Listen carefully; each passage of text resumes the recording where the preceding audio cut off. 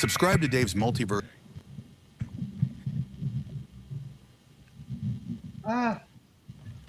Greetings, humans. I don't know why the music's still playing, so I got to stop it. Let's just delete that or something. What planet is it today? Earthlings, Terra, greetings. We're happy to be here. I don't know why I did that twice. Greetings, humans. We are live in the multiverse for a very special episode of Mars Disclosure Live. Is that doing that? Is that me echoing? What's going on? It sounds fine to us, or to me rather. Dude, check your pump. You might still be a little bit in the fifth dimension. You gotta put all the way in this one before it sounds right. Okay, it's a weird echo when you get stuck between. I'm just hearing myself talk like over and over again, but I guess I'll have to deal with it. All right, we got two delegates from the Institute for Natural Philosophy, Jason Huffman of the Shaman and Philosopher podcast, and Sarah Cosmos of the Universe Unveiled podcast, independent researchers uncovering ancient history, resonances, and alternative philosophies that challenge conventional narratives. Jason, what's up, my man? What's going on, Dave? I love you, man. How you been? Everything going good with you? I'm great, man. I'm actually having the best week I've had in 5 years, so let's get it. Sarah, what's up? How you doing? I'm good. Glad to be here. Excellent. Next, we have John Ward, renowned independent Mars researcher and graphic designer specializing in anomalous structures, megaliths, and out-of-place artifacts discovered in NASA imagery. How's it going, man? What's going on in South Africa? Hello, fellow Martians. Well, man, yeah, the southern hemisphere, it's very nice. Raining, but all right. A little bit cold. But it's good to be here. Thanks for the invitation. You're welcome. This is a community, so let's go. Brian Corey Dobbs is next, award-winning filmmaker, director of Mars Disclosure, director of Mars Disclosure documentary Blue Planet Red, and journalist pushing the boundaries of what's known about Mars. Brian, love you, buddy. Thank you for joining again. Dude, Dave, let me just say here, this is really exciting to be a part of this, for you guys to be here discussing this today. This is the beginning. And Dave, I want to thank you for taking the initiative to do something like this. It really does mean a lot. Speaking on behalf of the Mars community, I'm sure we're gonna be getting more guys in here to talk about their specific line of work. But I really want to extend my gratitude for you, Dave, for taking the time to do this, and for everybody here. Thank you very much. I hope to make this well worth your time. We got some exciting stuff to talk about today, and wow, this is awesome. Hell yeah, and we already got 33 people, and I just want to say that we are live on my X channel, my YouTube channel, I believe, the Shaman and Philosopher and Universe Unveiled. We're also live on John Ward's channel and Blue Planet Red, Brian Corey Dobbs. But next we have my lovely producer, Miss Indonesia Jones, whose curiosity and compassion shines through in all the stuff she does. That's why she's dressed up for us today. I got my Occupy Mars shirt on, but she's got me beat. So let's go. All right. Thanks for joining, Megan. I went all in this week from the feedback from last time. So. Perfect. So thank you for joining. And also, we've got my producer, Alexander Cheshkovich, or sorry, my editor, Alexander Cheshkovich. He's a podcaster, researcher, and author of Deja Vu Has Everything Already Been? Link down below. Awesome book. The dude wrote it when he was 17, all right? And this is a serious book. So check it out. Oleg, how's it going, brother? Thanks for having me on. Can't wait. It will be really, really interesting. Can't wait for what will be unfolded today. Yes, sir. And we are going to talk about the cylinder on Mars today. We're going to do a little bit of what Jean does with his imagery, I'm pretty sure. And we're just going to have an open and honest discussion. We're going to, everyone's going to come at this stuff with their own perspective. We're going to see what happens, right, Brian? Yeah, man. Should we get started? Yeah, rock it. Okay. First, let's just. Did I get everyone? Yeah, I got everyone. Yeah, we're good. Okay, cool. Let's just do a general recap for everybody in the room. We have some new people joining us today. We've got some, hopefully, some new viewers in the mix here. We are gathered here today. Okay, We're talking about Mars disclosure. You can find anybody out there, planetary scientists, NASA, a whole bunch of people from academia to talk about Mars. We're talking about Mars disclosure. Okay, so what does that just mean? a tiny paradigm shift. It's all we need. It's really, Yeah, exactly. And what this really requires, thank you, Jason, because that's where I'm going with this. A few years ago, I knew nothing about the stuff we're going to be talking about. And it really wasn't until I started looking at all of the pieces of evidence and all the research that's been done that tells a very different story about Mars. And I know each one of us in the room here on a different journey as far as how far along you are in terms of what you know about this stuff. So hopefully we can sort of do a little bit of a recap, but then introduce these things, because it's any one piece of evidence that we talk about, I know it's not enough to move the needle. But when you look at all the evidence in totality, there is something going on here with Mars, and it was enough for me to jump in the game. And what we're to really fully appreciate what has been done thus far, we have to shine a spotlight on the people who have been following this topic for years now. Jean is one of them, and I'm glad we connected last year, Jean, or whenever it was, 2 years ago. And we're gonna be talking about another one here in just a moment. But disclosure, in a nutshell, what we're talking about related to Mars, we're not today, but in general as we go along doing these things, we're going to be examining all of the evidence for current biology on Mars. We're going to be examining the evidence for fossils. We're going to be examining the evidence today for artifacts, which is where we left it off last time. So I'm happy we can pick it back up, because the cylinder is just blowing up right now, relatively speaking. And last time we looked at structures. So when we look at these strange things on Mars, I want to go around the room as we talk about these artifacts and get everyone's take on it, because sometimes we'll present something and it doesn't work. That somebody might say, I'm not buying it. I'm not sold on it. But then we present something else and maybe that works. So not all these artifacts are going to work, so to speak, for everybody, and that's fine. What I'm trying to do is to really prove this wrong, in a sense. Is there really nothing to what we're seeing? Because if that's the case, then we're just wasting a bunch of time. I don't think that's the case. So I don't think it necessarily requires a degree in geology or anthropology or archaeology, paleontology, or biology. I think it's just a matter of common sense when we're just looking at these things. What does it look like? We're going to be getting into that today. So, the cylinder. You guys have probably heard about this, maybe even seen pictures. We're going to be examining this in detail today. Now, Jason, thank you very much for linking to the New York Post. I mean, guys, this is incredible progress here. We've got the New York Post. Love them or hate them, doesn't matter. It is a very popular news website. And just this past week, they posted an article on this gosh darn cylinder.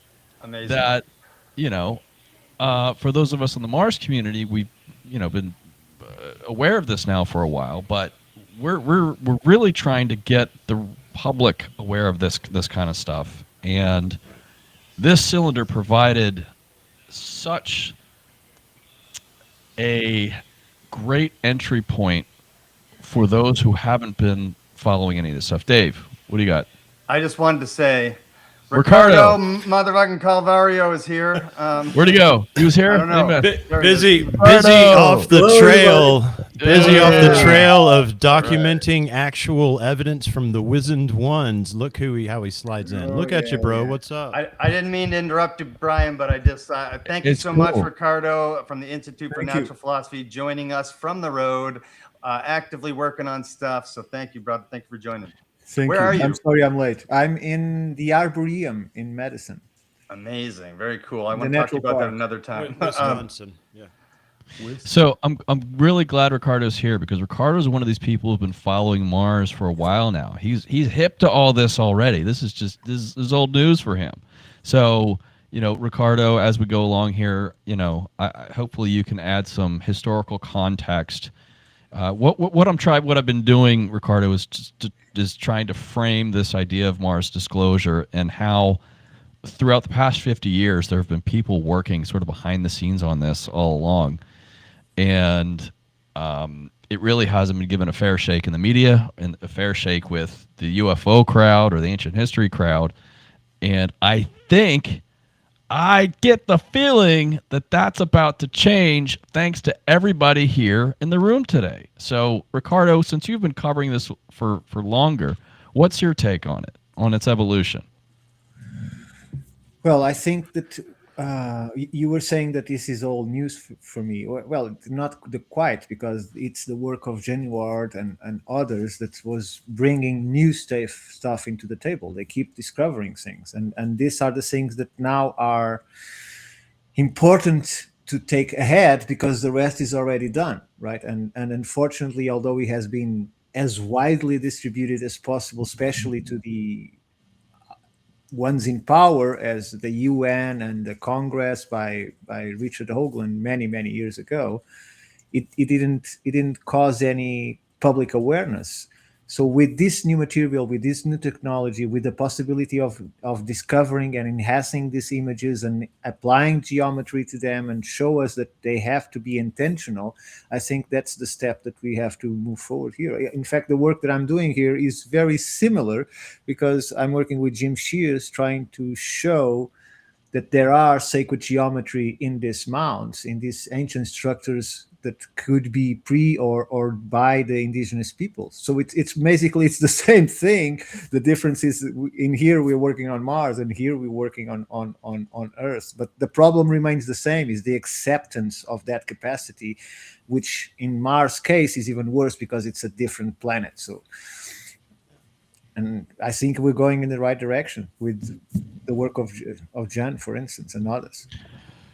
Well said. Richard Hoagland, those of you, some of you might be familiar with his name. He was what I like to consider the Nick Fury of the Mars disclosure community, back in the 80s and 90s.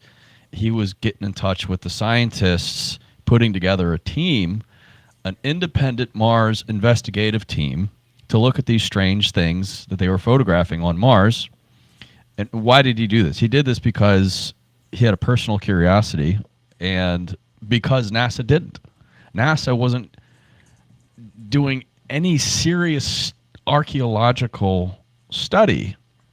They weren't entertaining any of these ideas, And when you start off with the face on Mars, such a controversial structure, it sort of marginalizes the whole topic immediately.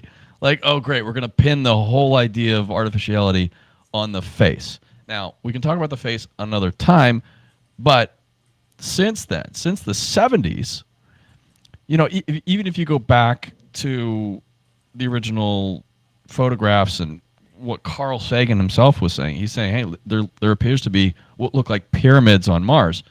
We talked about this last time. But a lot of people sort of lost interest after that. Okay, there was this weird stuff happening on Mars. Maybe there's a face, whatever. But then, yes, decades later, there's an entirely new generation of people looking at Mars. And I was compelled to get in touch with these people because I think I really saw a story here. And I didn't see this crowd getting the attention it deserved. So let's go to the cylinder. John, you don't happen to have the black and white image handy, do you? No, unfortunately, I lined up the color image. That's fine. I got it right here. Oh, you got it. Okay. Yeah. Let me just bring it up here. Megan, are you on that? Oh, does Megan have it? No. I mean, is she going to pull it up? You have to we have to give you permission when you pull it up. So okay. just want to make sure. This is a very fascist podcast, so he holds control of everything. Well, sometimes we both do it. That's why I let you in, and then she accidentally let you out, and then I let you back in. So You should actually sort of pretend like you're asking the intercom system, because that is Starfleet Cadet Megan today, so you might as well assist the efforts, Dave, and let's keep it, Got it. don't break the fourth wall, man. Okay, so has everyone seen this? Yeah. before? Yes. Okay. I wonder. I think this is this is what I was alluding to last time. I think this is the strongest piece of evidence for an artifact on Mars. There are others, but I think this is the most easiest to see and most obvious, even to the untrained eye. And I guess that would lead to the next question: what is a trained eye for Mars artifacts? I don't know. Actually, before we dive into this, Dave, what I want to do is, in the spirit of highlighting the original discoverer, let's see, can you guys see this? Yes. This is Rami. This is Rami Bar Alan from Israel. He is the guy who discovered this back in 2022. Okay, Rami, I haven't heard from him in a long time. I had one Zoom meeting with him a very long time ago, and fortunately, he was very open to showcasing some of his finds and some of his discoveries in the film that I did. I wasn't able to get an interview with him, but this is a picture taken from his Facebook page. So I'm trying to get in touch with him now, and I got my my partner in England who's a little closer to him, and I don't know if Rami knows that his cylinder find has been making such headlines in recent times. But, credit goes to people like Jean, people like Rami, who spend their spare time sifting through hundreds, if not thousands of images. Okay. And they're finding this stuff, and they're posting it to their website. And it's only because there's a few other people paying attention, like my producer and partner Michael in England, who said, "Hey, you got to check out this guy Rami. He's finding some cool stuff." And I said, "Okay, let me take a look at what Rami's got." And I was sifting through some of his stuff. I'm like, "Holy smokes! Here's what appears to be this perfectly smooth cylinder." So we have a guy in 2022 finding this thing. I connect with him. We showcase it in the film. And then when I meet up with Jean, what Jean is able to then do, based off of his expertise, is enhance the imagery. And we're going to be looking at how exactly that enhancement happens. And then after that, I start poking around a little bit, because I started figuring out how NASA hosts their photos and all the different websites that they have. I actually found a color version of this, which we'll be looking at later. Which shows even more detail. And then I start producing some video content. I sent it to somebody I know down in Florida, a biologist. His name is Jan Spacek. And he ultimately sends it to Avi Loeb. Avi Loeb posts this on his blog, and then it gets picked up by the New York Post. So there's this long journey that this photo had to take to get this sort of attention, and I want to make sure that we go back and we credit the original people looking at this stuff, because if it isn't for these guys taking their spare time to find this stuff, we would be here talking about this. So I wanted to make sure we got in Rami here, because this is an incredible find, and he deserves a lot of credit. So if we go to the cylinder itself, where the heck is my mouse? Here we go. Nobody else has said I will. Bravo on that. That's one of the reasons a lot of us, we have our personal reasons for originally choosing to work with people. And, that's one of the reasons. It's self-evident, things like that, Brian, that you do. So just thank you for being you on that, bro. And thank you to the discoverer. Thanks, Jason. I appreciate it. Yep. So here we have the black and white image. This is what he found. And we're going to hand it over to Jean in just a minute. But let me first preface this by saying NASA only posted this black and white image to their website, to their public-facing website.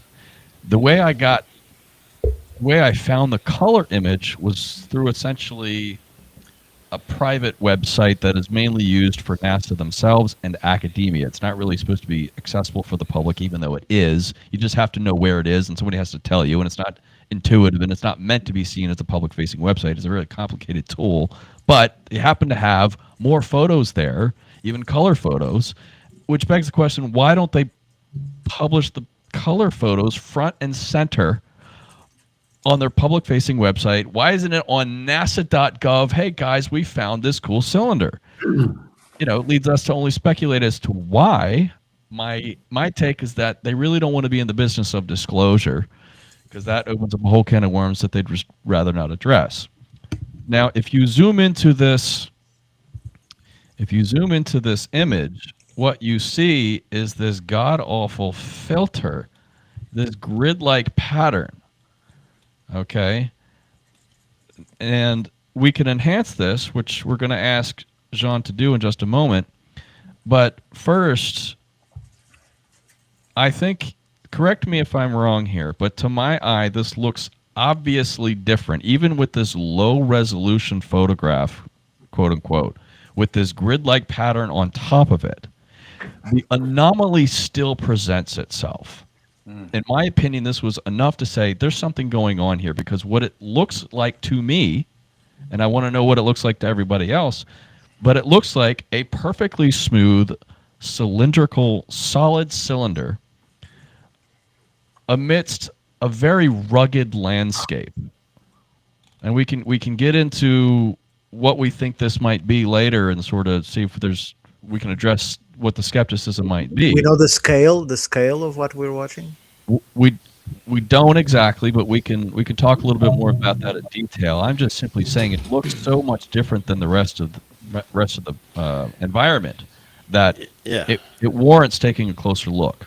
If I were out in the environment, I'll just toss in my half a cent. If I were out in the environment, meaning you scale out there, and let's say I think I found a layer of something native, right?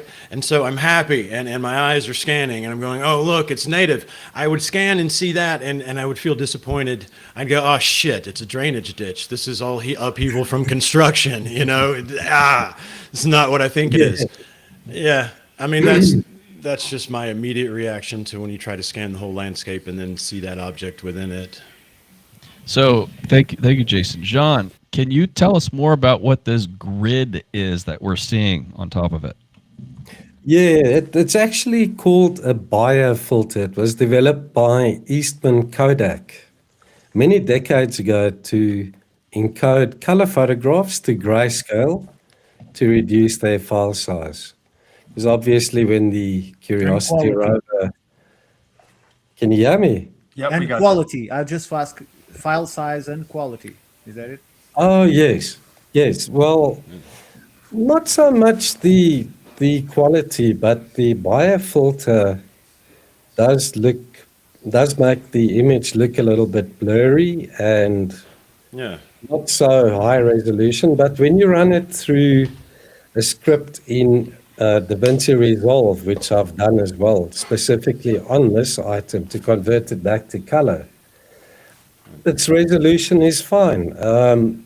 It surprises me that NASA actually publishes the grayscale photos with a Bayer filter applied.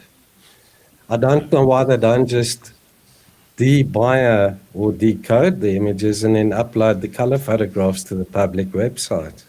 Well, So here- In my opinion, they could be doing that to make it more difficult to spot anomalies, I guess. I don't know. It makes it look like a photograph from the 50s or something, and here we are almost in 2030. And then when you zoom in and you see it is indeed a grid, then I want to examine the whole photo at that point, because I see there's something they don't want easy to find. Sure. And Brian will know more about this, but there was a report. There was a request for a report on all of this subject. So finding anything that looks like artificial out on space or in planets, and what would be the recommendations of the panel that was asked in regards to this kind of information. And their information was very conclusive in the sense that all of this shouldn't be public awareness. because it's need to know basis. That's why when they have a new background image of the universe is as high resolution as they can, or a galaxy, it's as high resolution as they can put it. They even give us the TIFF files, right? But when it starts to go into these kind of details, they do the opposite. And I think that's all because of that protocol that was applied after that report was received by the powers that be. Yeah, I think, Ricardo, what you're talking about is this thing called the Brookings Report. Correct. Yes, this was, for those of you who don't know, back when there was no NASA and they were forming the agency, there was a consulting firm, it's still around today, called the Brookings Institution. And they put together this founding charter that would essentially guide how NASA would operate. And in it, you can go look at this. It's even got a Wikipedia article, okay? I featured this in the film. In it, they say, hey, look, if you go out and start exploring the solar system, you might find alien artifacts on the terrestrial bodies. And consider what to reveal to the public. Think whether or not you actually want to talk about this with regards to the public, because, you know, history shows that when I'm paraphrasing here, just distilling this down. History shows that when presented with, you know, a superior, when certain tribes confront other tribes, there's this conflict, and if one tribe is superior than the other, then they have just societal chaos and breakdown. So think very carefully whether or not you actually want to reveal this to the public. So there's reason to believe NASA is still running that playbook. They just don't want to talk about this stuff, but it's literally in writing. So we don't have to sound so conspiratorial, because there's a document that actually says this. Now, Yeah. They hide under the fear of ontological shock, you know, is Yes. again, that they throw that fear up there and they say we're protecting the average human from going into some sort of a shock because you learn you're not the only life form, and it's ridiculous, you know. It's my opinion that when institutions say they're protecting you from something, they're almost certainly hiding Control. Yeah, it's a mask for control. If you look, for instance, for the Vatican has a very active and very well funded extraterrestrial search program. So that is controlled by Jesuits, of course, because they are the holders of the knowledge. But they are doing it in the belief that it wouldn't change necessarily the position of God, because the message of God was given to this planet specifically, and that doesn't mean that God couldn't englobe the whole universe with other species. So they are ready for this for more than 20 years. They came up on a documentary with a leader of the astronomical team speaking about this. So, but they want to be the first in order to control the information, of course, exactly as NASA is doing, because she's the first and probably one of the unique that are in that position.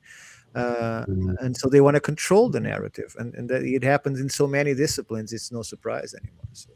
Yeah, that's true. So what we do here, this filter, just to sum up here, this filter is meant to encode color information in a way that they can reduce the file size for transmission, and then sort of decode it once it gets to Earth, and they can extract the color from that. And we'll take a look at the color photographs here in a minute. But so what we first have to do is take off this filter, you know, and this is what Jean Ward is really good at doing. So Jean's got a process for removing this filter to make it look a little bit more like a normal blurry photograph without this grid on it. And again, in my opinion, still this anomaly holds up. So I think that's a good spot then. John, you have the color version queued up? I do, and I'll be demonstrating how gigapixel upscales images. So let me just preface this. What we're going to do here is take a closer look at this color photograph, and I want to show the before and after of what Jean really is good at doing, which is this upscaling process to try to help bring out a little bit more detail. And then I want to go around the room here and get everyone's thoughts on their reactions to this and what do you guys are thinking about this? So Jean, go ahead and open up the upscaler tool. Share your screen. Alrighty. Can you guys see my screen? It's coming. There we go. Okay. Right. So just for context, Topaz Gigapixel was developed by Topaz Laboratories in Texas. What they do is they use deconvolution mathematical algorithms to upscale images. This deconvolution algorithm or mathematics was developed decades ago, before AI or image upscaling was even a thing. So Topaz Gigapixel uses deconvolution and it upscales images using artificial intelligence. But that mustn't be a put-off because NASA actually uses Topaz products as well, precisely because of its upscaling capabilities and how accurate it actually upscales images. So I'm going to start with the cylinder, and this is it open in Topaz Gigapixel. So what I'm going to do is I'm going to upscale it, say, 4 times. And I'm going to allow the upscaler to choose a model to use. I'm going to click on Auto. It looks at the photograph in totality and it decides which upscaling model to use. And then obviously you've also got certain parameters you can set so that you can adjust the amount of denoising, what do they call it, compressing the photographs. You can alter the sharpness of the photos, etc., etc. So here you can see what it looks like when it's upscaled 4 times. And when I click on it, this is what it looks like originally. So if I release my mouse, this is what it looks like once it's upscaled. So if you click between the two, you can see it's producing relatively accurate results. I don't know if you guys can still hear me. Yeah. Yeah, we got you. Oh, you're still there. Okay. Now, if you use other upscaling models, you'll see they're not as good. They might be a little bit more blurry. They might be adding detail that isn't really relevant. So yeah, it's using the standard upscaler. And then, so for example, I'm using the Recover a model. This is the latest one, and it takes quite a while to run through the upscaler. Yeah, I'm selecting one that Gigapixel 3 feet. didn't select automatically. So yeah, you must be careful with the parameters that you use. What's the size we're talking about there, John, for the audience? I remember somebody saying 3 feet or something like that. Was that correct? It's about 20 centimeters in length. Avilobe indicates the same, 20 to 30 centimeters in length. Can And we- he Sorry. actually suggests that NASA turn the rover around and go back to this thing. Listen, I'm not confident on the size. I don't know how Avi got that. Do you, John? Well, Brian, if I look at the photographs that were taken on the same sol when the rover was in that position, and you look at all the other photographs it took surrounding this terrain, you could speculate quite accurately, in my opinion, that this thing is about 20 to 30 centimeters in length because the camera is looking down. If you look at the photographs that it took around this object, you'll see at a point, you'll see part of the rover, the wheel, etc., etc. Then you can deduce that This thing is about 20 to 30 centimeters in That length. means, for those that are in inches, that means a little bit less than a open palm from your small finger to your.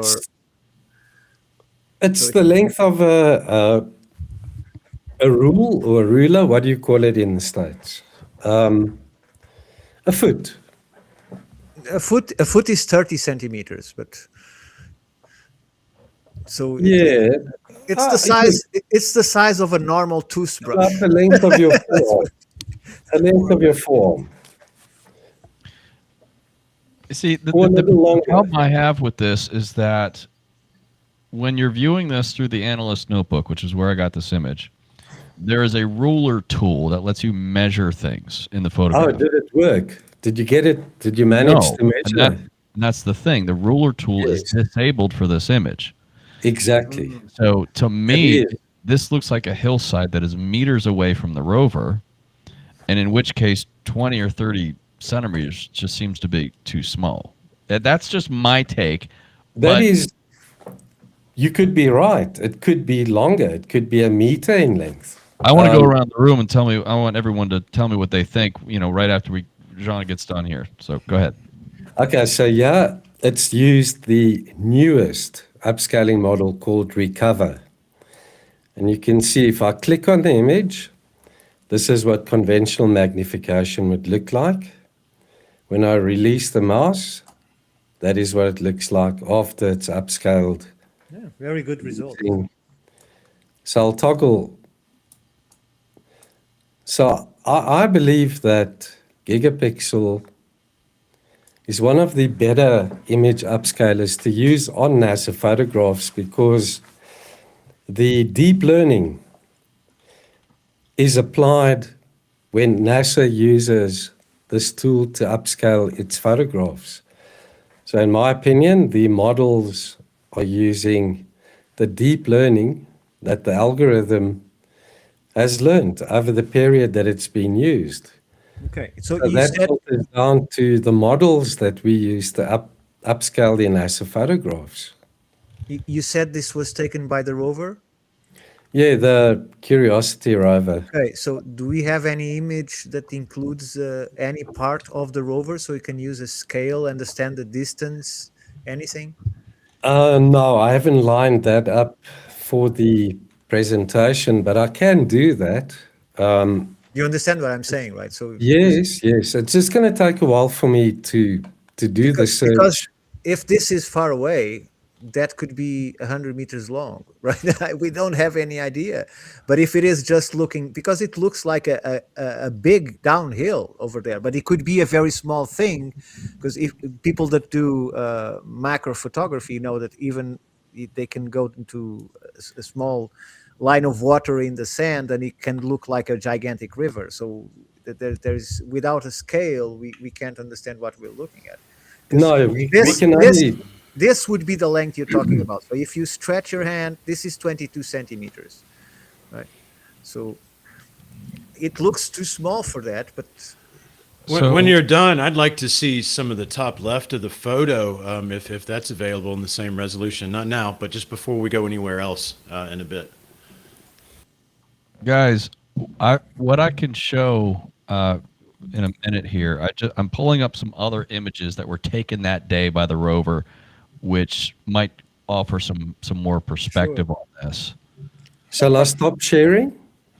The Just- color really stands out there too, guys. Honestly, once you see it in color, it really makes it stand out even more than just the geometry. See, that's That's the what thing, Kelly- is that only through the color photograph can you see that this is a distinctly different color than the rest of the landscape. material, I would say a different material than the rocks around. Yeah, Right. you'd have to say material for sure. No weathering, as somebody in our chat pointed out. I mean, it's nothing like everything around it. We'll come back to the size in a minute, but let's go around the room. I want to hear from everybody is what your initial impressions are of this thing so far. Let's start with Oleg. Let's hear from Oleg first. Yeah, I think that especially the colored one shows us that it's something different than all the rocks, because we see here like a huge image. There are plenty of things on this image, and all the rocks that are around it are completely different, in completely different color, completely different probably material. As you've mentioned, it looks like something brittle, the other ones, but this looks like a solid thing. And when the initial image with this grid on was there, it still looked distinctive from the rest, but especially in the color, it looks different. And you've mentioned the weathering, and you see that everything else is like destroyed, eroded, weathered away, but this thing is very, very smooth. So for sure, it's at least a different kind of material, whether artificial or not, maybe some kind of leftover, let's say, rock, megalith or something, we do not know well, but I also think it is somewhere around 20, 30, 40 centimeters, because I think what is around it are just casual rocks. So from my perspective, it looks like something maybe up to half a meter, not like a big thing. So I think it's completely distinctive from the rest, but I don't know whether it looks maybe something when it comes to Earth, something like metal, maybe something like a blue stone similar to the heated one in I think Hatu said there is this blue stone very similar to that, and also they polished it a little bit. So but yeah, it's completely different. It's, you see that, as you've said, it's not eroded as the other things. Yeah, very interesting. Megan, what do you think? I think I just want to get in there with a shovel and see how far it goes in. There's no denying that that stands out, especially once you pump the color back into it, like, and just how perfect it is compared to everything surrounding it. Like, this does not belong here, naturally, at least, in my opinion. I'm no geologist, but. And I someone agree. said it was an out of place artifact for sure in the chat. And I mean, look at it. Sarah, what do you think? I would agree with the commenter, Ricardo Petrazzi, that you will never convince me that that is natural. One of these things is not like the other. And yeah, that, where did it come from is my only question. Yeah, Avi Loeb suggested it may have fallen off the rover. NASA needs to answer the question, did it fall off the rover? If it didn't fall off the rover, then they need to go back to this thing and manhandle it, pick it up, turn it over, see what's lying around it. But I don't think this fell off the rover because it's lying sort of against the dune and it's sort of covered in sand towards the back. To me, it's a cylinder, not a cone. I don't know if you agree with me, Agreed. Brian. This thing's been there a very long time. Yeah, that's the way I see it, which adds to the mystery even more, is that Yes. from one perspective, you could say it looks like a cone that's just been tipped over. But if you zoom in, it really presents, in my opinion, more like something that has been halfway buried on its bottom side towards the back. And it's this let me just add a few things, notes to what John was saying about this upscaling process. To clarify, NASA uses this exact tool that Jean is using to do exactly what Jean is doing. Okay, they use it for their space photography, for they've done it for lunar photos. Okay, if you go to the Wikipedia article for the term deconvolution, which is what this process is, it's a technical, crazy technical term. This deconvolution process has been around since the 70s, so this isn't AI slop, okay? This is a process they've been using since the 70s, and they used it on lunar photographs, and it's really just helping to resolve the clarity of these images. Now, Gigapixel is the latest in a long line of software to do this, and NASA's using it themselves, so there's a lot of skepticism as it relates to this upscaling process because people think we're just inventing imagery and we're just doing AI generation, and that's not what this is. So helping resolve these details, NASA wouldn't be using this tool if it wasn't effective, if they didn't really trust that it wasn't manipulating the images.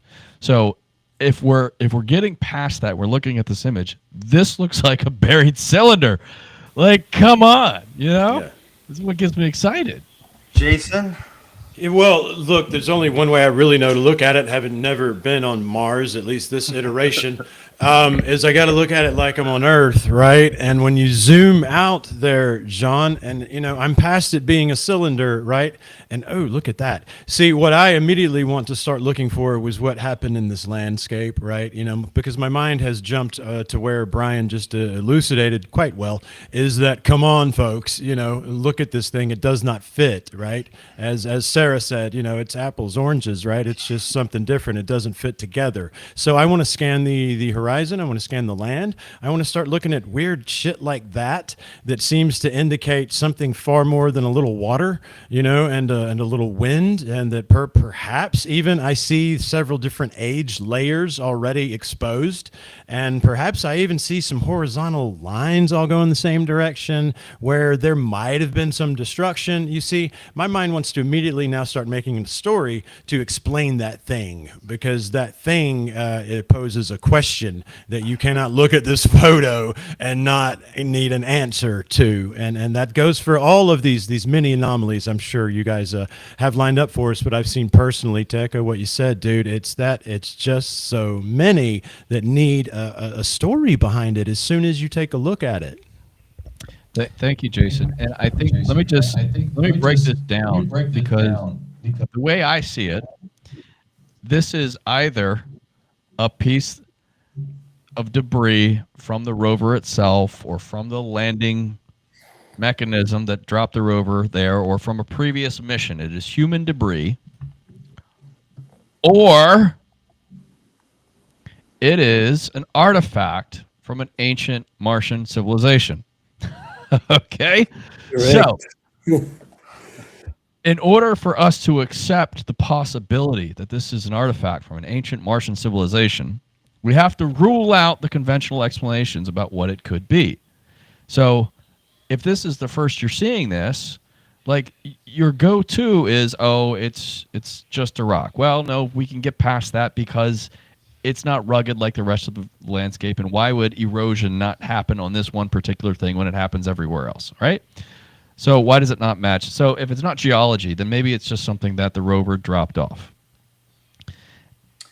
Someone just said that in the chat as well. And I think that's a good point.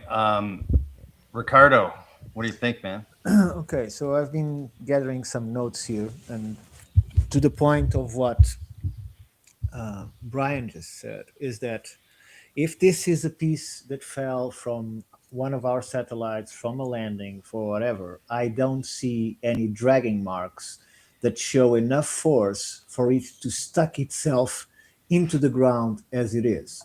So more too, we can see that the rocks are higher than the ground. And therefore, if there was some kind of accumulation of material, then it would also, there is no sign of it being dragged as something that fell from the sky or was at high speed crashing into the earth. That's my first point. That's a good point. I hadn't even considered that. That's a good point. My second point is, I want you to go into the top of the image where we can see that enormous shadow from a very thin slab of stone, that if you consider that one and another one beneath it, this is very thin rock that should be very brittle. Because if this, look at that on, you see how thin that is, and the shadow it casts is not touching the ground. Yeah. Right? So that's very weird as a geological formation. Yeah, there's a lot of that everywhere too. It's very strange. And by the size of the shadows, it can give us some idea of scale, but I don't know how to calculate that. The other thing that I would say is, if you look at that, look at that one. It might be much bigger than we think, because we have no sense of scale. The thing that, if you go to the cylinder again, John, I believe that shadow that we see as the end of the tube, you can put this in even a regular image, even a Windows image, and tell it to take the shadow out.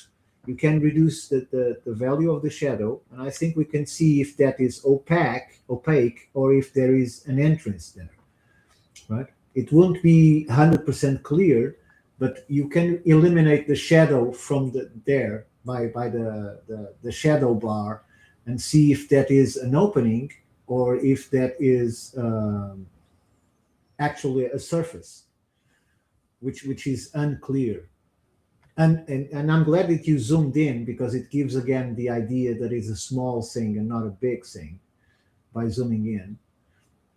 But it's definitely it didn't came with the rocks that are around it. Let's put it this way. So It's not the same, man. It's not the same, man. It's just plain and simple.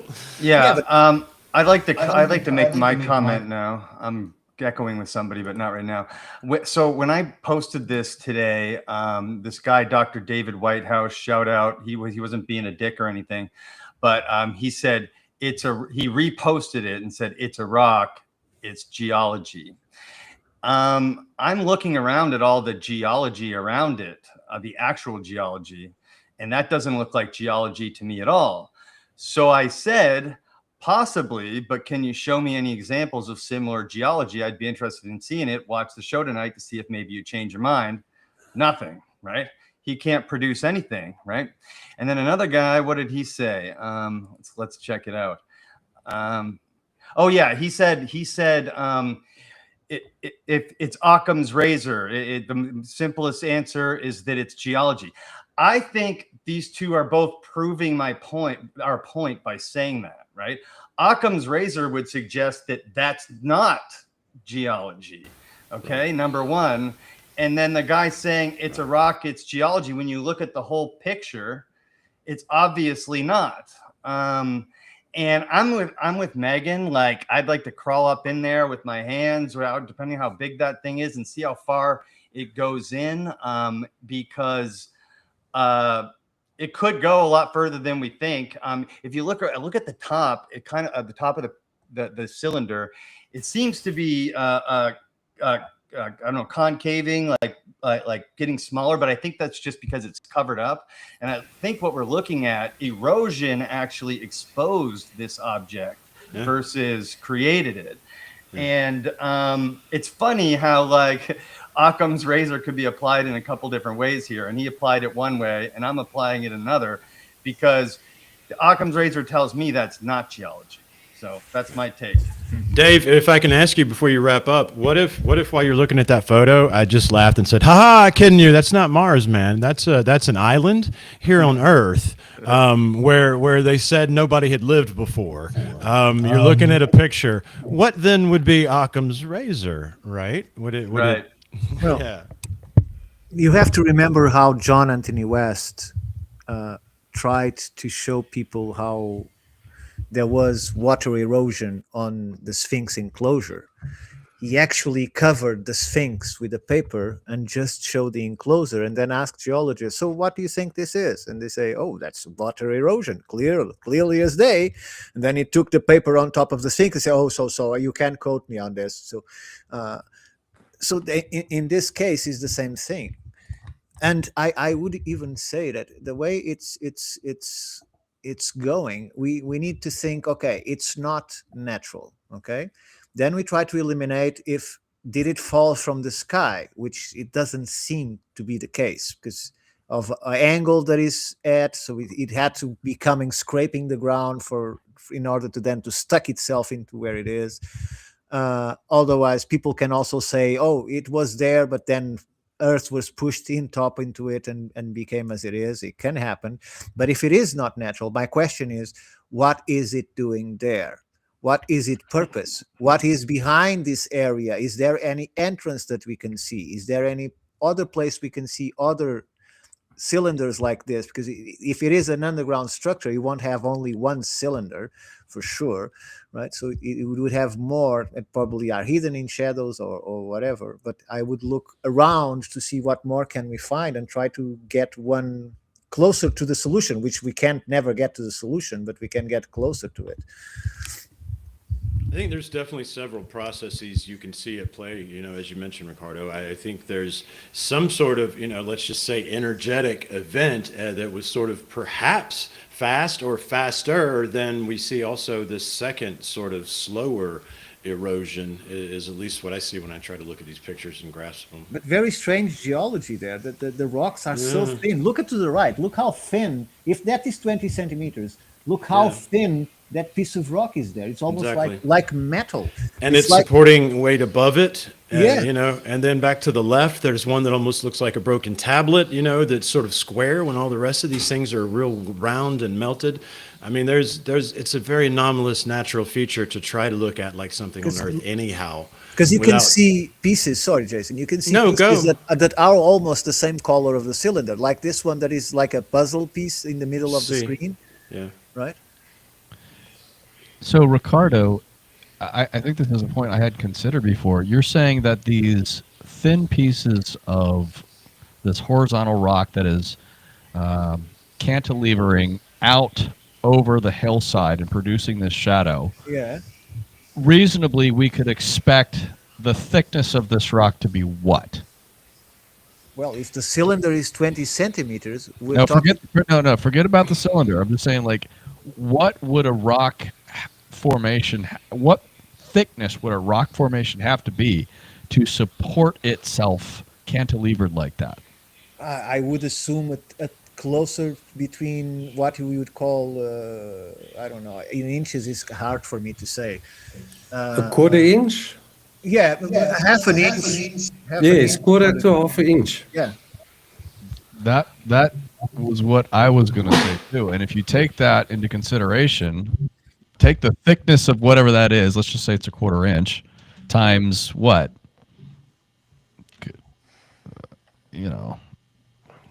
Times 30. I would put it between Yeah. 15 and 25, maybe. I don't know. Can we ask? I wanted to ask Oleg when we're thinking about what Ricardo's saying about the thinness of these rocks compared to that item. I hadn't really thought about that either when I was checking out the image. What do you think, Oleg?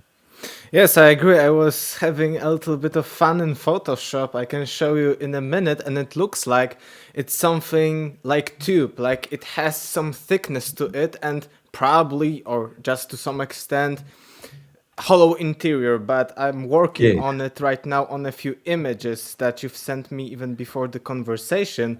But yes, I agree totally that it looks very brittle, as I've mentioned the other rocks, of course. These rocks look, just as Ricardo was saying, that they are very thin. We see similar things on Earth happening, but it looks very eroded. And what was also pointed out very, very interestingly, that you see crazy erosion, but it looks like it sits inside the ground, but you don't see any kind of marks as it was put there. So probably it was before the erosion happened. At least it looks like that. So, and also, can you zoom in it a little bit? The cone, yes. You can see it's very shiny. So it's also a different kind of rock because it's more shiny. And if you even zoom it a little bit more, you see that the curved edge, so the edge, the dark one, you see it's also shining more. So it looks a little bit artificial, or like a smooth rock, but smoothened by humans, but not naturally. So, yeah. It's natural. It looks very circular too, like extremely circular. Yes, I'm having it. I'm not like Photoshop Pro or something, but I was having, fun with this different kinds. I will send you a screenshot, Dave. Maybe you can put it, or maybe I Because- can Yeah. share. Jen, can you push the image to the right? No, that's left. To the right. After More a this little whole- bit. Where to that ledge of that thin rock that has rocks on top of it. You see? There. So Oh, that's weird. it looks like the sand has been blown from underneath this slab, right? But it doesn't look capable of because if people think about what you call schist, is schist an English name too for a stone? Schist, yeah. Yeah, schist. It's it's kind of strong, and it could hold that weight with the thickness that I'm seeing there. That would be more or less like this. But if something falls onto it, it will break immediately. It's extremely brittle, right? And I these think- rocks look like they are getting, the formation is all part of the same rock, which makes it even more weird. So I think you can see the brittleness from, like, you can see below that ledge or whatever you want to call it, like the fractures of it below it, right? But let's check out what Oleg wanted to show here real quick. Go ahead for a screen share. Yes, yes. Wait a minute, I will open it. okay, while he opens, I just want to say that keep in mind, and Brian knows all about this, erosion in Mars in current times is extremely soft. So if there is great signs of erosion, it had to be happen by the time of the cataclysm of Mars, because beyond that, you can be in the middle of the severest tornado right now on Mars. It's just like a breeze. So what erosion can that produce? Very, very little erosion. Okay, I'm not an expert in Photoshop, but if you can look, you see it's as if Dave mentioned that it's very circular, but you see, in my opinion, it looks like it has thickness to it, and inside is a little bit at least hollow, maybe not entirely, but it looks like it's very thick here, you know? You see, very regularly thick. So like a thick tube of some sorts, but also what I wanted to show you, I don't know if this, no, not with this image here.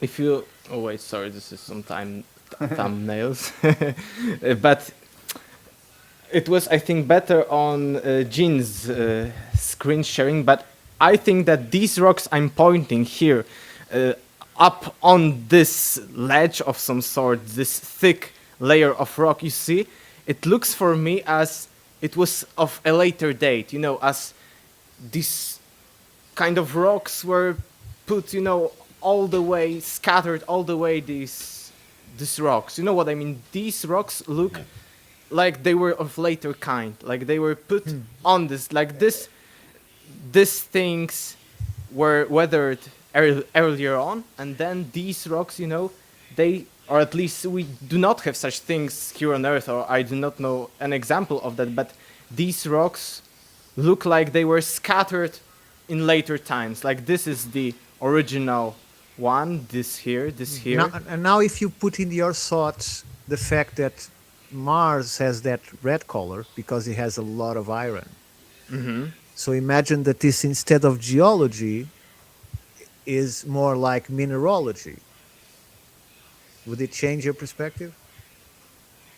Yeah, it's also very interesting that this image are not looking that red, and overall Mars is red, but see, these are also of different kind of color. This is also very interesting. So the same as this, but you know, if we are looking at this, you know, oh, this looks natural, but still, in my opinion, it looks a bit artificial, these rocks.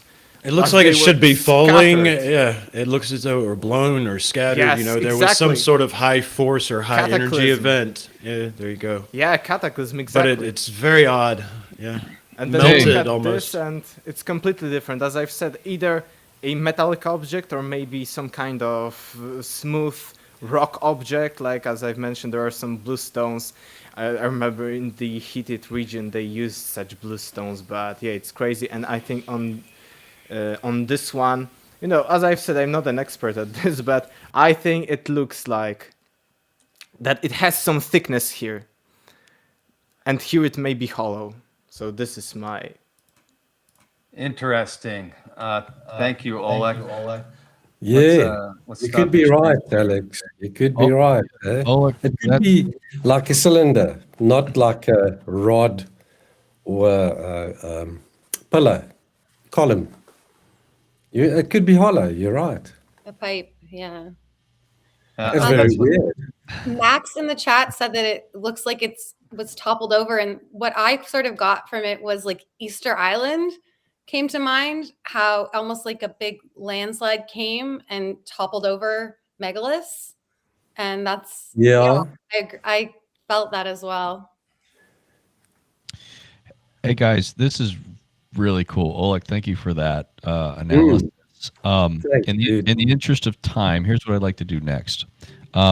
I want to bring up one more photo that was taken on that same day, just so we can sort of factor this in as we're trying to figure out what size this thing is.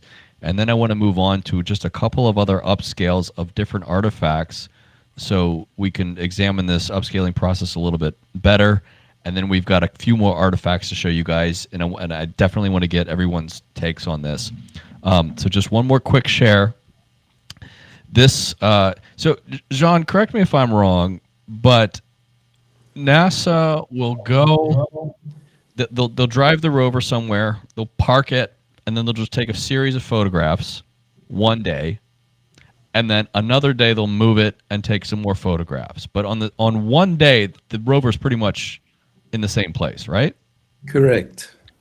Okay, so here we have another image taken on the same day, which sort of gives us some perspective here about where the rover actually was. So we can see some distance, between the rover and the hill here. Mm-hmm. Now maybe it's a little bit more than where this hillside was. Maybe it's a slightly different angle. And perhaps we have to do a little bit of averaging out in our minds here, but I don't think this thing is point blank range on a hillside. I think this thing, to me, I just feel it like this thing is meters away and that cylinder's a little bit larger. So, but I'd love to know what everybody else thinks. Dude, that one boulder right there in that picture, in that bottom right, that is at minimum, if I'm rover sized, that's at minimum a foot, okay? That's the smallest I could even try to conservatively make this. My experience, if you just woke me up in the ground in the spot of that rover and I looked up, I would be guessing I was looking at something 3 foot plus, man, and it might even be the size of an SUV once I get up on it. You know? I wanted to shout out my mom quick. She's in the chat. Shout out Debbie from Ontario, Canada. Hey, Mom. Love you, Mom. Hello. Wow, Dave's mom is here. No way. Dave's mom is joining us? That's Dave's awesome. mom. She's my number one fan. Wow. That's so even cool. make time for Mars. That's great. Welcome, Dave's mom. That's so sweet. Yeah, very. So, can I ask, do we have any idea how far away the rover is? I must have missed that from taking this picture, that particular picture. That's the thing, man. We just don't know. NASA, John and I poke around these tools. Sometimes you can measure it because they have a measuring tool, but they've simply disabled it for this series of images for some reason. Maybe it's just because Mom. I don't know. What's a cylinder doing on Mars? That's great. Exactly. So, If you wanted to have the measures, you would need to have the hour the images were taken on and the place where they were taken, and you could do that by calculations of the sun rays, how the angle of the sun is hitting the Mars, but it's much more complicated than doing that here on Earth. Or having the coordinates, we can just go to Google And Mars, the direction Google Mars, and see how where big it is. the image was taken. It also depends on that. it would be helpful if NASA was just a little bit more forthcoming with this information instead of leading us to speculate. They should go back to this thing. They must go back to this thing. They don't give us access to the coordinates? To the coordinate. I can find out exactly where it was when I took that photograph, but the IRIS photographs are taken at resolution of 25 to 50 centimeters per pixel. So that thing will probably be a pixel in a Mars IRIS photograph taken from orbit. So it'll be too small to show up. It was a good idea, Dave. Okay. But if it's big, like the rover, then it might show up. I can look into that.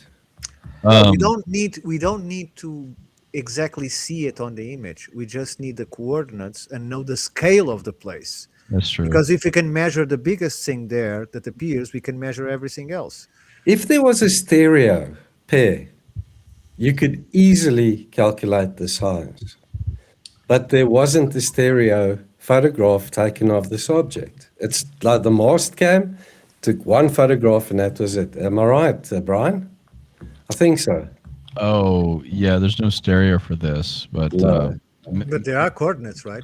Every single yeah, photo we'll I've see seen if have we can get. coordinates. Yeah. We'll see if we can. John and I will dig into the orbiter photographs just to see what the surrounding landscape might look like. Let's Yes, easily, yes. let me just give my final pitch here, and I want to know what you guys think, of course. But I think we debunked. I hate using that word. I'm not going to use it. I think we explained away the possibility that this is something that was part of the landing mechanism. Ricardo, there's no like impact. There's no debris from an impact or anything like that. It's buried. So that's one conventional explanation. It was just part of the landing system. But this is not at the landing site. It's nowhere near the landing site of Curiosity. This is on Sol 3556. Jean, is that 3,556 days? That's Okay, right. this is Martian well days. into the rover's journey. Yeah. This is not a sample collection tube No, because that's Perseverance rover. It's an correct. entirely different mission on an entirely different part of the planet. And oh, by the way, the sample tubes don't look anything like this. I don't think it's part of the rover that fell off because Oleg, depending on whether or not this is a cylinder or a pipe, I have yet to see, I've yet to understand what a function for this thing could be. Okay. And if it was, NASA doesn't send up these rovers with a lot of fat on them. Okay, everything serves a purpose. So if something Right. falls off, it's a big deal. And if NASA didn't come out with a press release, oh no, we can't take these measurements anymore because this critical component fell off, and here's the image of that thing, then I'm not convinced that it's part of the rover. And oh, by the way, it seems to be away from the rover and partially buried. I don't know how something falls. Gravity pulls things down. It doesn't make it go that way and then burrow itself into the hillside. Avi Loeb, in his blog post, he questions whether or not this is, goodness, where'd it go? Could it be a bit of wiring or wheel material from the Curiosity itself? I don't know, man. It looks too thick to be a bit of wiring. And I don't know what it would be, like wheel material. Like we're just reaching for answers, trying to find something that fits, but I don't know, man. I'd love to get the opinion of some kind of aerospace engineer who's not directly associated with NASA and has to go on their narrative and who's familiar with the engineering of the rover so that we can just go ahead and rule that out. But I just don't know who that is. But if somebody like that is watching, we'd love to talk to you because I think what we're trying to do here is rule out, things. And, if It You're could right. be part of the high precision ballistic missile that NASA sent at the face to blow it up so that the last photo they put out could look like somebody'd blown it up. So, that's always a possibility. Sarah, what do you think? What are you thinking over there? I wonder about the area and whether or not it's prone to Mars is known for its dust devils. We need to rule that out as how it got buried in the sand. Do you think? Yeah, I think that's a good idea, to be honest. And I don't know. Does anyone know if that area is prone to dust storms? Well, I think the whole planet is. In fact, I think when we first sent Viking, Ricardo, you might remember this. When we first sent Viking, Viking mission is Viking 1 and Viking 2. Okay? Each one of them had an orbiter and a lander. And I think they had to delay the landers because there was this global dust storm. They couldn't couldn't Identify a spot, right? It was just dust everywhere. So Mars, the atmosphere of Mars is less than 1% as dense as Earth's. So wind can only blow around dust. This whole scene with Matt Damon and the Martian and they can't take off with the rocket, the author of that book knew that he was manufacturing drama, because that in reality would not happen. Okay, it's not that strong. So, but it still, yes, over eons of time would accumulate sediment, dust, deposits on top of something. So that makes sense. Dave, if you don't mind, I'd like to pivot to our next. Oh, Ryan? John. Yes, John. Right. I've got photographs of litter. These are objects that have fallen Okay, off sure. riders. Let's go ahead and let's look at those. Let me show you what those would look like, for example. Entire screen share. Okay. Coming Can you up. guys see my screen? Now we can, yeah. Okay. These were dropped off by the Perseverance rover.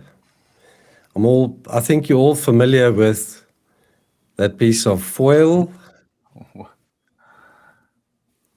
Yeah. And that goes towards what Brian was saying about how these things are engineered. Is they're not wasting any space. They're not wasting any pounds, right? Like this thing is very thin. Right. So foil blowing off a few meters, that makes sense. There's another We piece. make that happen. That was from the landing, whatever you called it. That looks like a package. It's like foil. Can you see it? Oh, I would say it It's, looks like a package rolled of up. astronauts' food. Yeah, Oh, Martian yes. Doritos. Somebody ate their sweets and just tossed the fucking trash on the Martian surface there, right? Yeah, we do that in every single park in here when they go for a picnic. They leave cans, and they are already doing that on Mars. Okay. The fucking tourists beat Elon to Mars, man. Yeah, but we can see here this is irregularly shaped debris. Obviously, yes, that's down on the ground right below. Look at this perspective. We can easily tell this is right below the rover. Yeah. There's no sky, there's no hillside or anything like that. So Someone sure, went fishing. Fishing net. Yep. Yeah. right. If it fell off, that's where it would be, right underneath. So yeah. But Then John, the this is on NASA website. yes, there's the landing capsule and the parachute. Yeah, these are upscaled images of these. Oh, so This they is say the that original- all of that is from the landing. Yeah, All those stuff. this is from the Perseverance. You can see the chute and the capsule. Or the Ricardo Petrazzi says humans litter everywhere. Yes, we do, don't we? So that's John, what typical mission litter would look like. Yes, I right. can show you in a sec the last one thing about this cone stuff, because I finally got it that it looks like it has at least a ring. So maybe it's not entirely empty, but I can show you something. okay. Sure.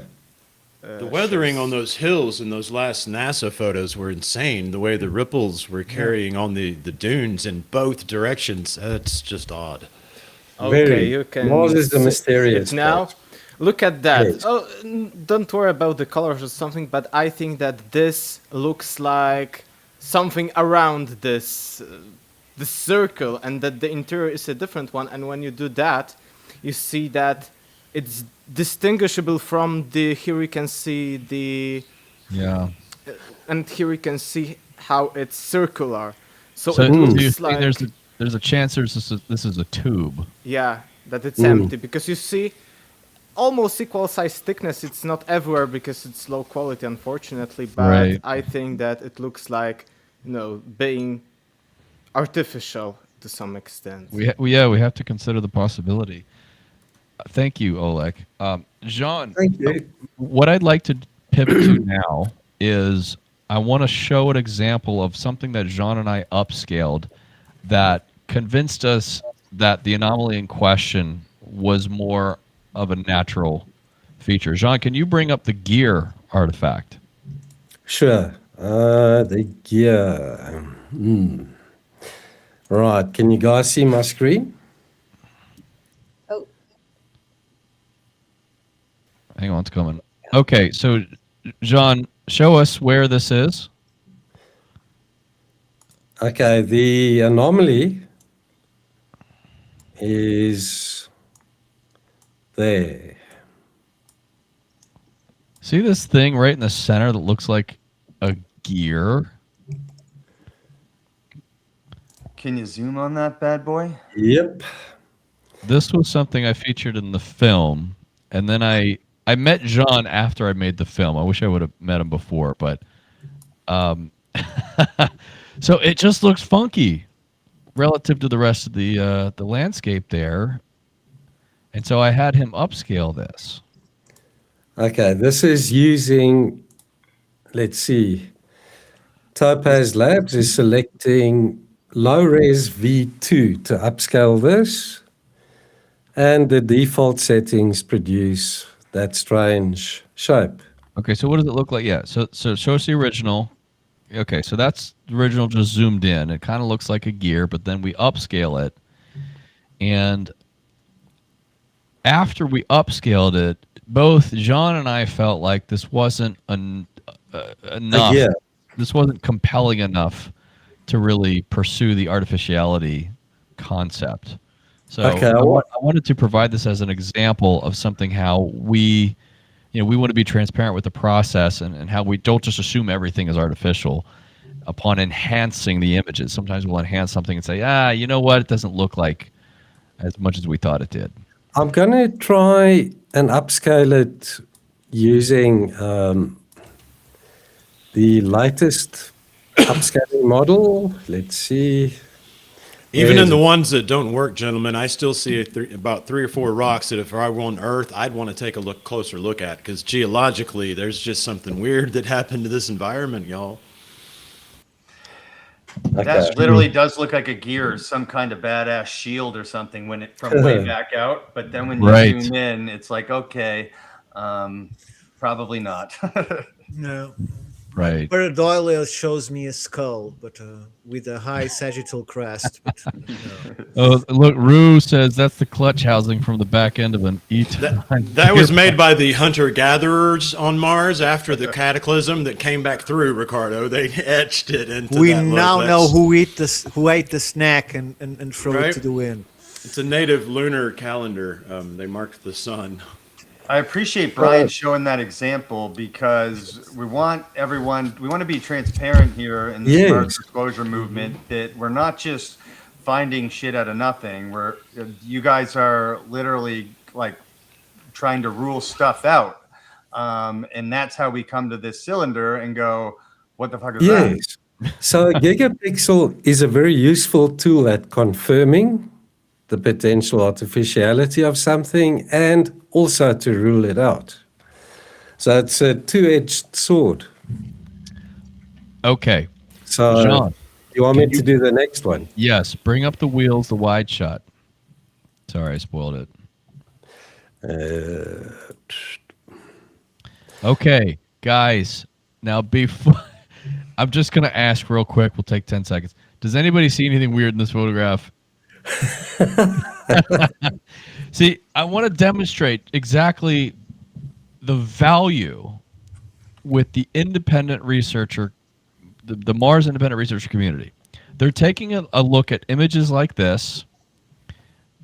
Hang on, zoom out, Jean. Let's just give everybody a chance just to look at this. Yeah, that's not where I saw something weird. What are you doing? Hang on, I saw it on the right. Right? Hang It's on, everywhere. hang on. Listen, you gotta give credit. Okay, we all have to be very appreciative of the people who spend their time sifting through images like this. Now, at a glance, this just looks like a bunch of rocks. Okay, but then you zoom in on this stuff, and then you might start finding interesting things. And Jean, I think that the thing we're going to take a look at here was found by Thomas Mikey Jensen. Is that correct? Correct, yeah. Okay, Thomas Mikey Jensen. We zoom in, conventional magnification. Guys, you starting to see it. Zoom in a little bit more, Jean. Okay. Put your mouse right on it. Looks like the wheels on a Hot Wheels car. Okay. Yeah, there you go. All right, let's see. It sure does. Skateboard. It does. That's weird. We're this seeing the Jim of circles. Flintstones? Now it's the bucket off Fred Flintstone's tractor. This thing is so small that to get detail from this thing took me a day and a half of fiddling until I got the upscaler to actually upscale it to the image I published. I Because sent you this can to see an John, and inner I ring. kept pushing him. I kept pushing, like, no, do it. You got to do it. You got to do it. You got to do it. You got to do it. You can see a wheel and then an inner ring inside that wheel. Yeah. Show us the regular conventional magnification from this zoom, John. Okay. From here, you can see there's a circular shape, and then inside the first circle, there's another circular shape. Yes. Uh-huh. A roll Okay. bearing. It looks like a why you call it in English? I don't know the name in English. When you Right. have a metal sphere, the sphere, the ball, the sphere Wheelbarrow. balls, wheelbarrow. That's what it looks like to me. If Right. you look directly above it when it's upscaled, there's another circular object, like circular hole here. Do you guys see that as well? Yeah, on the Yeah. other Yeah. side. yeah. The upscale unfortunately produces some anomalies itself, and it makes that second wheel, Dave, appear as though it's part of the rock in the background. Okay. Uh-huh. When you just simply zoom in on this without the upscaling, it looks like a pair of wheels on an axle. Or a cylinder sleeve, even, that something would go through. Yeah, no doubt. Right. I'm going to try. I'm trying to contain myself, but I want to know what it's that on the right. There is something weird on the right. We'll check now. Sorry, Ricardo, it will finish now. Ricardo, you need to fly to South Africa next and visit Jean when you're done with James in Wisconsin. No, and thank you. document this. No. Really? Are you Are looking you at talking that? about- That jagged piece, I saw it too. Yeah. But I'm talking more to Wow. the right, completely across the image on the other right side. It stands out. Yeah, you start to catch it on the first square, top first right square. Yeah, that's what is in the top right square. And I want to know what that is, because it looks very much like the rover. I'm really enjoying seeing how Looks like a John box. does this. Right. You guys are welcome, man. That. Oh, okay. See, Big false hunk of alarm. rock. False alarm. Well, So- not hardly, though. Look at that weird spiky thing next to it, man. I mean, again, we may not be seeing spaceships, but if I'm trying to view it like something on Earth, I'm seeing some weird shit that needs some explanations beyond, oh, it just got dragged there by itself. Jean, go back to the wheels. Sure. Go I'm back sorry for over. the detour. No, it's I am okay. s- It's okay. I am And- seeing some shades of the color of the actual cylinder on the landscape occasionally. That blue color, yeah. Yes. So from here, just cancel this, John. Cancel. Okay, this is not upscaled. Okay, this is just zoomed in. Go back out. Go back out just a little bit. Zoom out just a little bit. Right, one more. Okay, so from here we can even see the circular shape. Now, this is such a low resolution photo, but circles. I've been on this earth almost 45 years. I haven't seen circle rocks, perfect circle rocks. There's not a lot of them. So I'm just saying, I'm not a geologist, but I have enough common sense to know when something looks out of place. And you guys know about the importance of fractals, right? Nature is inherently fractal by nature. Right? You get what I'm saying? It's inherently fractal. So when we see something that does not exhibit fractal qualities, it stands out to our eye just at a glance. And Jean had to do a lot of work. As you can see right now, he's kind of fine-tuning the processing because the computer software has to try to derive information here. And that's all we're trying to do is enhance what's there. And this is one of the examples. I wanted to show you this because this was a harder example to upscale. But in my opinion, and I'd love to know what everybody else thinks, that there was enough in the lower resolution image, even just zoomed in, to warrant further investigation. So Let's go around the room. Jason? When you get to the highest resolution on this image, guys, what I see, the quickest that I can put it is pieces. It looks like I'm seeing a lot of pieces of something. So again, I'm going to go back to something forceful happened here, and perhaps these various things that when you zoom in on them, each exhibit something odd or non-natural. Maybe if you pieced those together, you would have something greater than, a whole greater than its parts here. That's what I see. Pieces. I appreciate the perhapses and maybes and possiblies, because that's all we're doing here. And let's go, Oleg. What do you think about this one?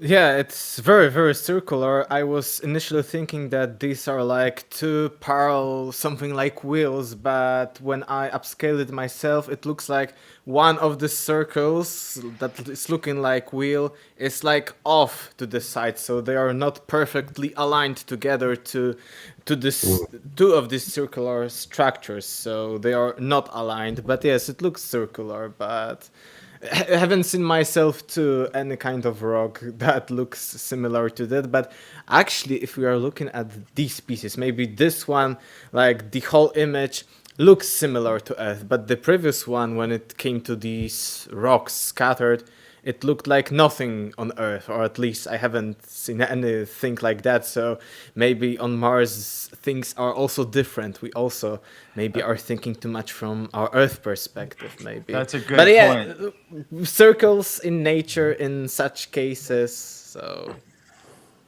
Yeah. Megan, what do you think?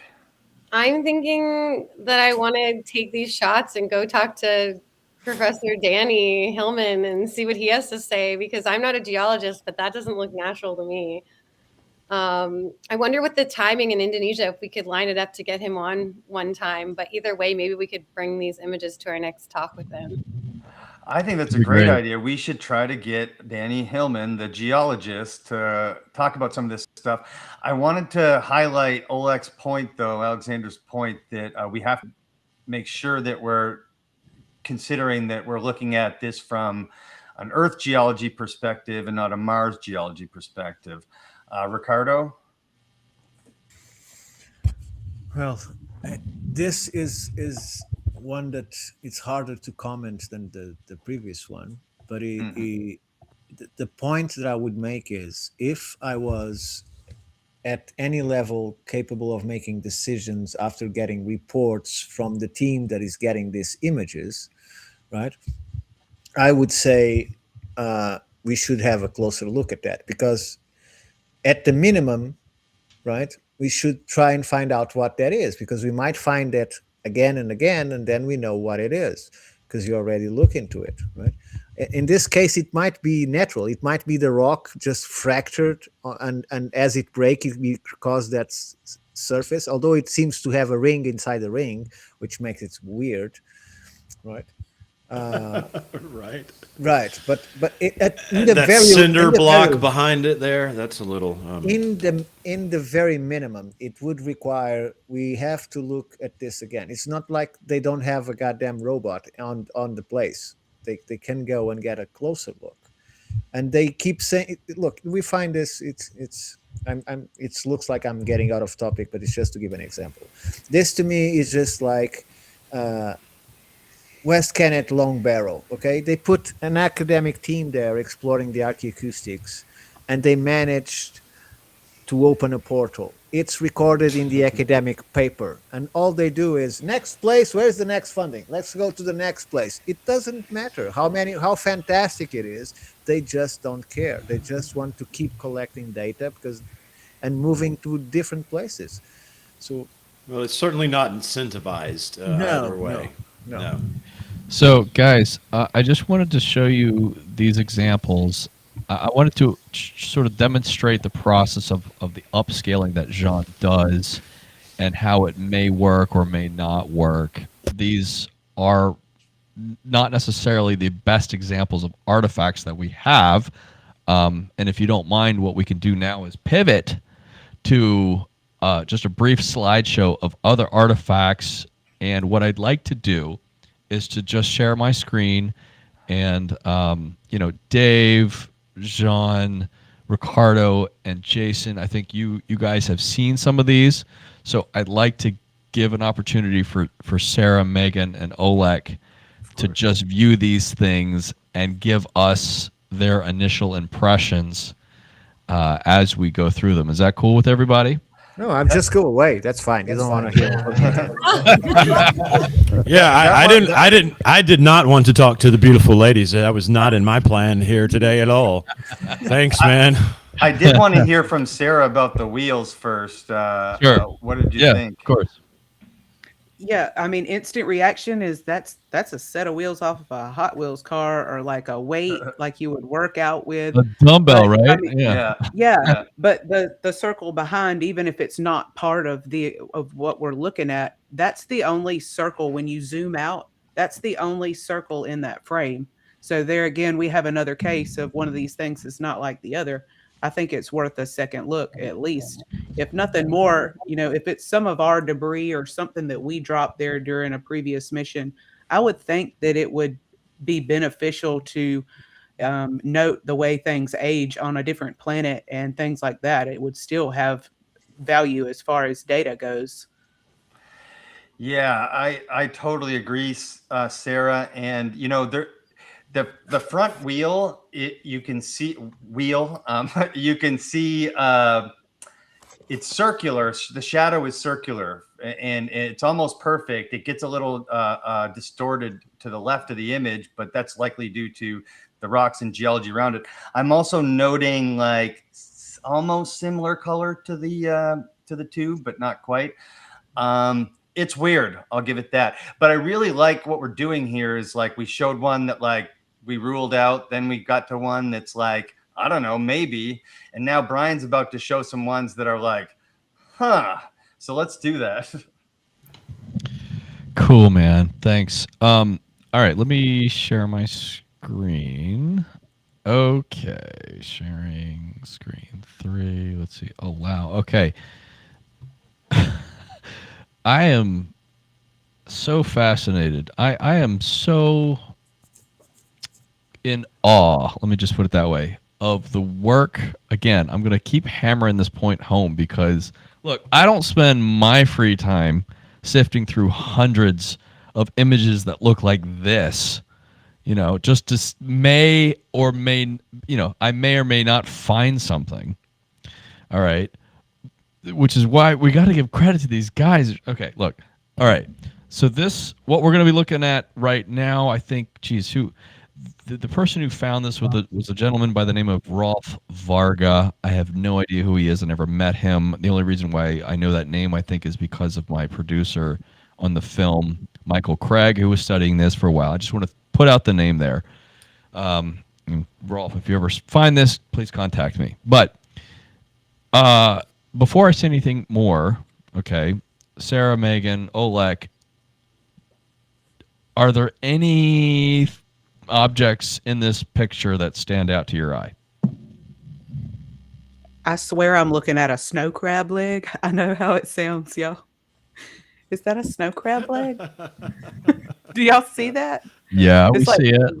right center and just to the right. I Right. see exactly what you're talking. That's the first one my eye went to. Okay. Yeah. That's a crab claw. Megan? I just wish I could blow it up bigger, but I also definitely see the crab. Like, also maybe like something that looked like it could be an arrowhead or like a dead fish in the bottom right.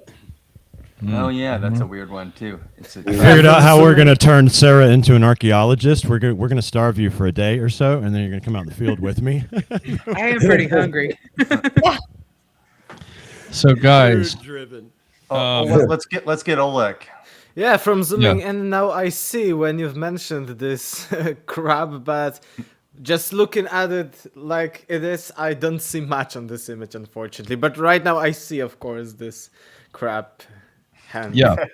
So let's what we're going to be doing is taking a look at these two particular objects right here. they stand out even at a distance, even on a black and white image, even on a low resolution black and white image showing a debris field of just a bunch of rocks. These two particular things just stand out. And what we're going to do here is we're going to zoom in, and I'm going to immediately show you the conventional magnification as well as Jean Ward's upscaling so you can compare the two. Okay? What the? Is there a way to display the stream here so we can see a wider view? Yeah, I think I can just go like this. Boom. There we go. Okay, just for a moment here. Okay? Wow. It's important to see the before and after so that you can compare the images for yourself and to understand that the upscaling truly is, in my opinion, is not mischaracterizing what the original photograph presents. Now, what the original photograph presents looks like a couple of really odd rocks that just don't look like anything in the surrounding landscape, nor do they look like any rocks I've ever seen. But I want to throw it out to the room and tell me what you guys think. It It's looks an like eel. I'm almost getting like a tool of sorts with the Yeah. craft arm and like pottery or something maybe next to it. Yeah, the stuff around it looks like it has holes in it, like a pumice stone or something, but way bigger. Yeah. For me, it doesn't look like anything specifically artificial, but these holes, and again, you can see the right angle on the crab hand or something that looks like that. You see exactly, or at least it looks like exactly right 90-degree angle, so seems to be unnatural. And also, when you see this crab handle connecting to this bigger rock, I haven't seen in my life rocks like that there is this like bigger piece connecting with some sort of a crab handle at a right angle. So something strange, but nothing specifically coming to my mind. I don't know if anyone's a Stargate fan, but that image reminds Ricardo of a Goa'uld from the Stargate. It actually does. It does. Once you see it as either morphing onto that stone or the eel head is what I'm talking about. Once you see it as connected to that larger piece of stone, it becomes something entirely different. You know, it's very hard to see that as natural, whatever it is.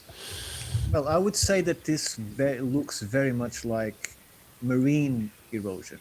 So if it is marine erosion, because of the holes that I'm seeing in the rocks around it, which is done by molecules and tabernacles or whatever they are called that actually do burrow through the rock to create these kind of holes that we are seeing here, except for that airplane wing shape from profile that the rock to the right has. All of the rest looks like very like marine erosion. So if we have something that looks like a fish in a place that has highly marine erosion, the problem is how is the fish survived for how many thousands to hundreds of thousands of years that Mars had water, unless we are completely mistaken and it wasn't that far long ago, right? Because this could be a fossil in Mars because of the conditions, extremely dry, would last longer on the surface that would last on Earth, much longer. But still, it couldn't be that old. So the cataclysm of this area, which means when the water was taken away, couldn't be 100,000 years, I think. It has to be much less than that. But the point that I would make here is that black dot that confuses us like an eye if you're looking as a fish, is it an artifact of the image, or is that black dot actually a hole in that rock? I don't have the impression that it's an image artifact. Because if we take that dot out, then it becomes some kind of a tool, right? And I would say that it might be or not connected with what we seem to be like a fin behind it. And that's the thing. People characterize this either as an eel or a wrench. Okay. Yeah. It's just the closest thing we have at describing the shape of this thing. Not to say that it is an eel or a wrench or marine animal, but like our eyes see what our eyes see. And And sorry, I just want to say that because Ricardo Petrazzi just said, yes, fossilized what water life. I would say that this looks exactly as a shoreline area. Okay, like a place that is either suffering from tides or has shallow water in it, and now it doesn't have it. That's what I would see if this was on Earth, without that weird creature in there or whatever it is. I would say this is a marine shallow area or a coastal area that is hit by water constantly, by tides, by Yeah. waves. But And this circular depression here, this looks like, I think somebody said it, like it looks like a vase like tipped over, and we have a circular sort of opening to it. Jean, correct me if I'm wrong again, because you know this stuff better than I do, but NASA will move the rover one day, take some images, and then they'll just simply move it the next day. They don't really linger around too long. Is that correct? No, not too long. No, but for this specific one, they did. And Yes. Jeff actually pointed that out. Brian, just to interject here, if I may, Yeah. the rover Curiosity has recently photographed these boxed-in areas. And NASA's actually commented about those as well. And if you look at the Mars Reconnaissance Orbiter high-rise photograph, those look like fish farms or salt paddies, or what do you call it? Rice paddies. Right. Salt farming. Now, that could be a fish fossil. Remember, just before that, I did the one with the fish bone, with those long spikes. Yeah. I featured that one too. Yeah, I do. And it was very close to those boxed-in Right. areas. Right. That's true. That's true. Yeah, maybe they were fish farming. Who knows? We'll have to present those on a different day. Can I comment on this one a bit? Yes, go for it. So I see a right angle, but I'm kind of with Oleg here. This one doesn't do it for me that much. I think pareidolia when I see this one. So And Dave, I think Ricardo said, if we were on Earth, then this looked like this. And I just want to point out that we're not on Earth here. So I see the right angle. I see the weird eel thing, but I don't feel that it's a petrified fish or Right. something. Sure, and I hear you on that. And what I'd like to add to this conversation is the following. NASA, for some reason, spent over 12 days at this spot with multiple images of this debris field.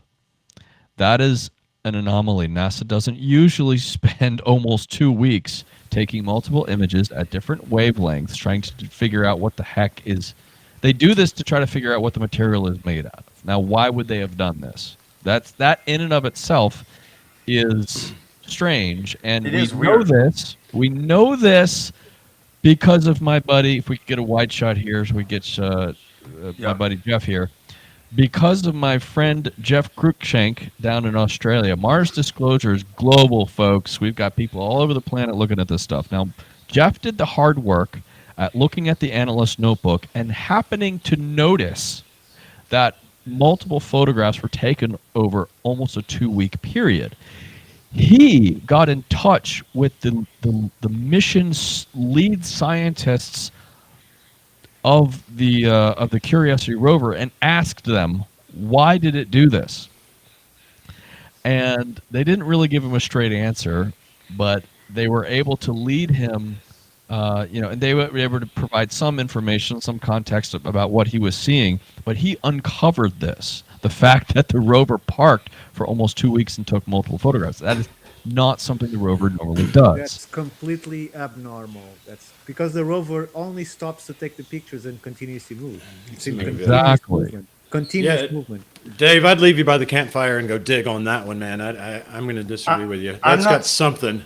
I'm not saying it's not weird, and I totally understand why NASA would take a bunch of pictures of it and spend some time there. But I wonder what conclusions they drew from it. Is all. Thank you for framing that. I didn't know they took a bunch of pictures of it, but like, I don't think that every single weird anomaly on Mars that NASA takes a bunch of pictures of just because it looks weird, it necessarily means that it's like Right. an anomalous feature. Sure. And I'm not saying that it's not an anomalous feature. I'm just looking at it and going, Doesn't it's- work for you. Right. I'm in between. Sure. I'm just saying that it wouldn't be unusual to find a marine fossil in an area that looks like it has been a marine area. Who That's knows all I'm what? saying. Yeah, who knows what the heck this stuff is? All right, next one. And I just like an excuse to dig rocks. So I'm always leaning that way. I would definitely take a closer look at that if I was in a spacesuit on Mars for sure. Megan, Sarah, Oleg, what do you see? A terrible place to make a farm. Something like a vase on the middle right side. It's hard to see a whole lot when it's this small.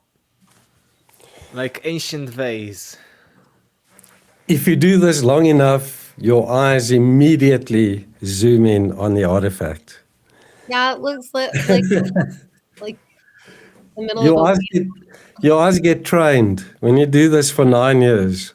It's so easy. It's on the right. right Hint, hint. Right. So we are looking at that thing right There there. we go. Okay.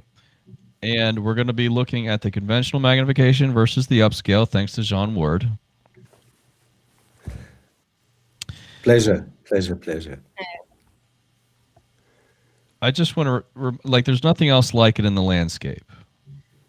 And if we take a closer look at this thing, you know, Megan, what do you see when you look at this? like I'm getting Star Wars ship of some sort with like a cannon off the front, but also could be natural. Like it's hard to tell from this. Yeah, that's a tricky one. I think Sarah took a break, but she'll be back. Yeah, for me it looks like, initially it looked like, again, a vase of some sorts, a bowl, as if it was rounded like in 3 dimensions. But right now when I'm looking at it at this angle, maybe it's just my brain creating this, and maybe it's just, you know, one side of an eroded rock. Maybe it's not circular to that extent, because initially it looks like a circular bowl or something being a little bit at the angle, but we don't have like 3D of it or any kind of other angle, so it's hard to tell. Okay, so consider that Mars is called the Jinx planet because so many missions failed. They have no idea what happened to them, right? So if you place a piece of one of those ships that went there, right, burning a little bit through the atmosphere, which really doesn't happen in Mars, but coming down and crushing down, this could be actually a piece of one of those lost spaceships, which are many, right? They back in now they are managing to do it successfully, but somehow Mars, the mission would go wonderfully until they get there, and when they get there, we lost connection, the ship disappeared. That happened again and again. So this could be one of those pieces, because it clearly appears to be some mechanical stuff, some part of engineering of some object. It doesn't seem to be a rock to me at all. For I me, might it be seems to surprised. be made out of rock, because on the previous image it was similar to other kind of rocks. There were such darker rocks. You have to consider that everything is blown with sand on Mars, very thin sand that makes everything look the same. So the color might be misleading in that respect. Let me jump in here real quick. This particular object was reverse engineered by a gentleman by the name of Tim Saunders, who's a yacht designer, and he's very mechanically inclined. He has to, he does designs on the computer, but he has to know that how parts fit together. And in the film, we show a sequence of his interview, and we show a sequence of him reverse engineering this thing. Oh, fuck. And he does this overlay. You can kind of see it here. We actually do have multiple images of this. I'm simplifying this for the discussion today. We have multiple images of this taken from slightly different angles, which show a consistency in the cylindrical shape.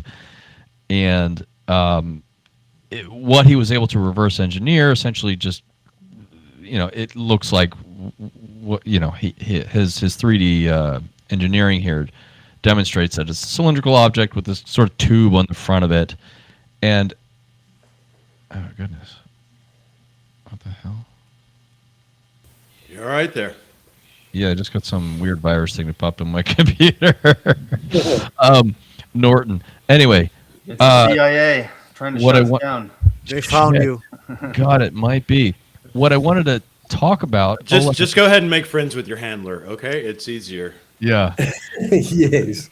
What we were talking about. John, speaking from experience over there. Yeah, I've got a handler too. He wears a black suit and a black tie. There Off the is. air. we have to factor in one additional detail here. The atmosphere of Mars is mostly carbon dioxide. Okay. Yeah. And Corrosion. carbon dioxide, Corrosion. when metal is exposed to heavy amounts of carbon dioxide, it degrades things and makes it gives it this rusty, corrosive look. And I'll be darned if that doesn't look like the rest of the surface of Mars. So even the corrosive effects on metal on Mars will make it look like just the rest of the rocky landscape, making metal look like rock. Agreed. So Yeah, concurred. anyway, just something to consider. Okay, next one. Did we do this? We did this one. We did this one.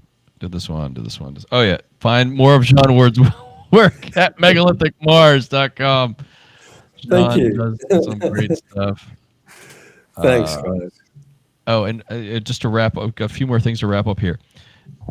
This shows the dedication that Jean has here. Okay, when he looks at high resolution orbiter photographs, you can see how big this is. 12,000 by 25,000 pixels. Okay, to download the file is 200 megabytes. It'll take you some time to download this stuff. Okay, John will take up to 4 hours looking at stuff and find something strange, and here in the images where he found it, and here this just looks like noise, like the TV static from the old analog TVs.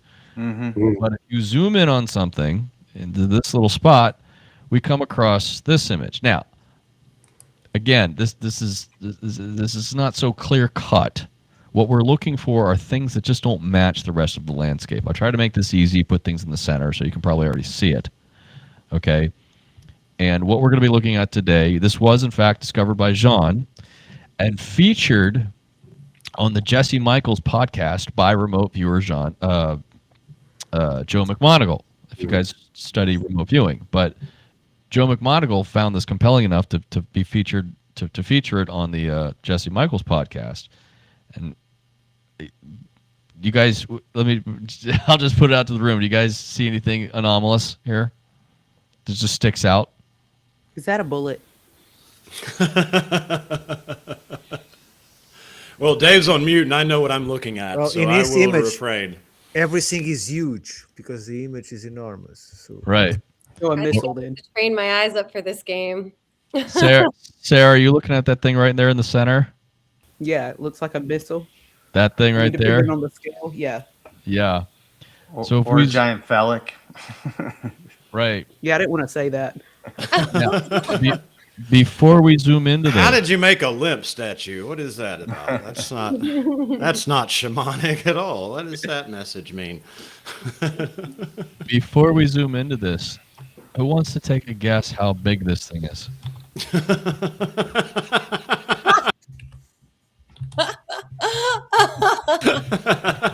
A few meters probably. Real big. much bigger. Much bigger. It It just looks small. It must be cold there. Ricardo said there was a lot of water in the area, so that probably has That something could to be a do boat. with the shrinkage. You know, don't judge. It was. Maybe it's a boat. It's a grower, not a shower. There is I don't water know what there. to tell you. I'm still in the So- same podcast. That- I must come into another one by accident. I think that was my fault. I'm the one who did that. Ricardo, we're over 2 hours at this point, brother. It's wherever it fucking goes, man. All bets are up. So, guys, the thing we're looking at right here is 65 feet long. Oh, wow. moly. You were right about water. It looks like a boat. Whoa. So if we Is that a can, number on the side of it? if we can adjust Okay. it Oh there, yeah, I got you. I got Megan, you. or, yeah, Dave. How's See that? that. So what we see on the left is conventional magnification at a few different scales here, okay, and then an upscaled version here. I don't know. Just the thing to keep in mind is sometimes we can sort of characterize what it looks like. Other times we really can't. I think the one thing that we can say with confidence is that just the things we're focused on just simply don't match the rest of the landscape. And when you get something like this and you see it just even blurry, what rock would have this shape with the I don't know what this is, if this is a hole in the center with this obviously rectangular portion on the back. So it's just stuff like this that catches our eye. And it was compelling enough that it caught, this is Joe McMoneagle featuring it on the Jesse Michaels podcast. And this is John Ward's upscale right here. So, credit goes to John Ward for making news here.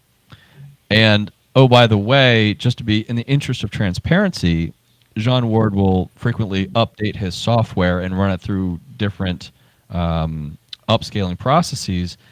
And it might produce a slightly different version of it. See, we have sort of a grid pattern here, and over here we don't. But it doesn't change it too much, but it's still just an odd thing to look at. No, this was done after the upscaling model was updated.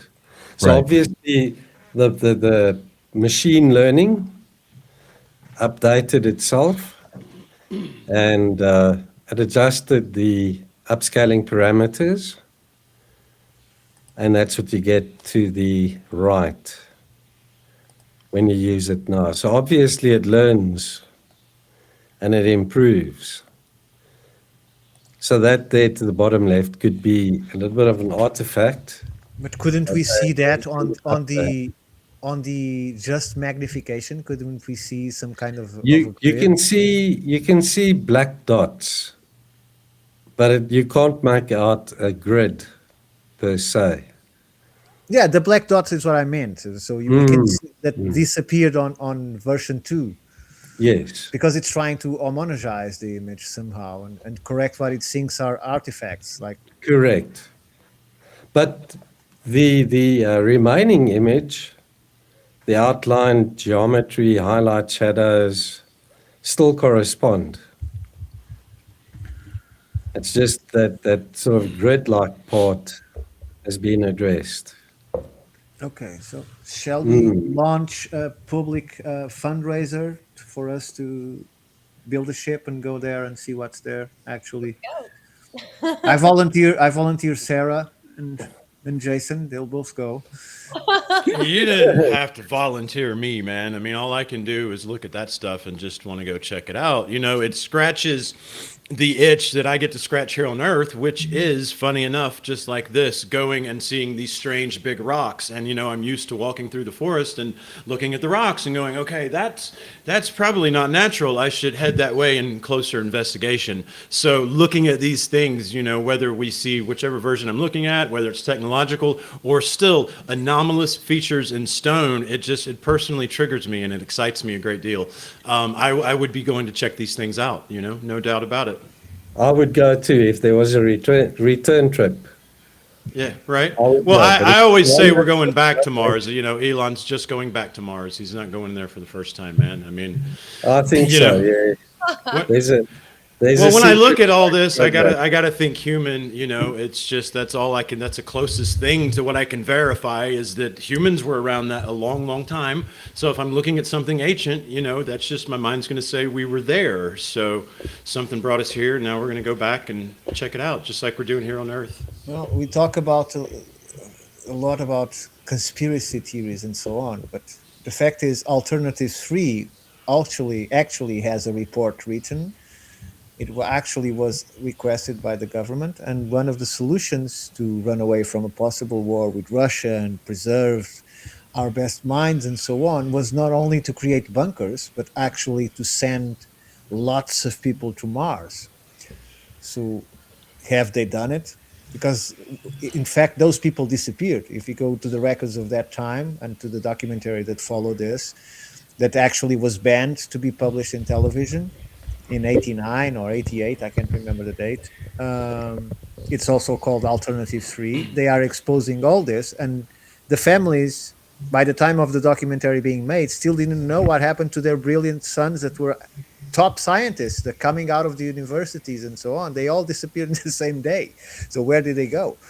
And the project speaks of creating underground structures on Mars using natural caves and so on, and using those structures to keep a permanent population on Mars in case the Earth cease to exist because of a nuclear war that might be coming into the future.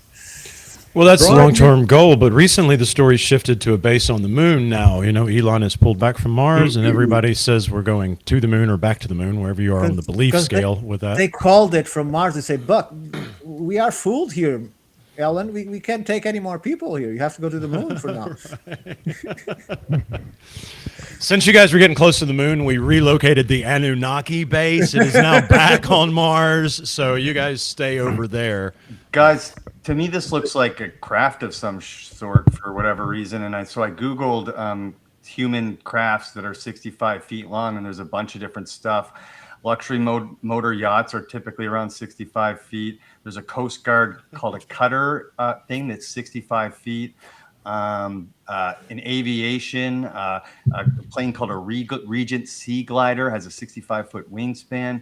So it seems to be like a common length for crafts. Just saying. Just saying. It's like a stealth craft. It looks stealthy. It doesn't have sharp edges. Ricardo keeps requesting, is it possible to flip the image upside down? I think he seems really confident that we're going to see something differently if we flip it around. It's going to look like a middle finger. I see what you're doing, bro. Okay. It's not this Ricardo. It's the Ricardo in chat. In the chat.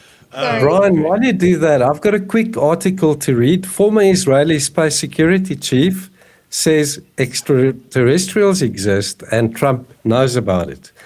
I don't know if you know about this article. The guy is Haim Ashed. Haim Ashed. This story went viral last year. And in the article, it says that there's underground bases on Mars and that the US government has been working with aliens in those underground bases doing experiments. That's Alternative 3. If it is real or not, who knows? Yeah. That's Alternative 3. And it's from the That's, 70s. It's from the 70s. Well, it supposedly started though in like the 40s or 50s, right? And The our governments met protocol, with yeah. them. The I know- protocol. I think know the this is aliens not- were setting the bastards up. You know what I'm saying? They gave them all this technology that they could have either gave to the people or kept to themselves, and now they kept to themselves. And now that we're exposing everybody, they went to Epstein Island. The aliens are sitting back going, now we'll see what they do. We gave them all this shit and they hid it from you. You know, I don't know. Yeah, bro. Well, when it comes to, Oh, yeah. I know we're talking Mars Disclosure Live here, but you know, all you got to do is go to Earth, and there's literally giant places on Earth like Antarctica that you're not allowed to go, with like huge caves and life that we don't know anything about. Yes. A shitload of water, and we're not even allowed to go there. I mean, there could be, you know, an extraterrestrial species or a terrestrial species Terrestrial, advanced right. that we don't know about. That literally lives there. I don't rule that out. How many times had we go underground to survive natural cataclysms, right? Oh, yes. H.G. Wells, War of the Worlds. And sometimes people decided, well, we are making good in here. We don't need to go back to the surface anymore, or we lost the adaptation. We don't like the light anymore. After how many Yeah. generations? Or the ant people there in The Hopi, right? what's that huge canyon there in the States? The ant Oh, people. Grand Canyon. It's the Grand Canyon. Yeah, yeah. There's areas in of the Grand Canyon that you can't go and explore. Yeah. Most They're of off it. limits. Most of it, yeah. And they speculate the ant people live there, underground. Well, I do fact think that. Go on, Sorry, Juan. I Go do on. think that if there's another species living on this planet that's advanced, it's not going to be human. It might be like Ricardo was saying, some version of human that evolved to that environment. But it's Breakaway. totally possible, and it's totally possible that like higher up intelligence knows about it.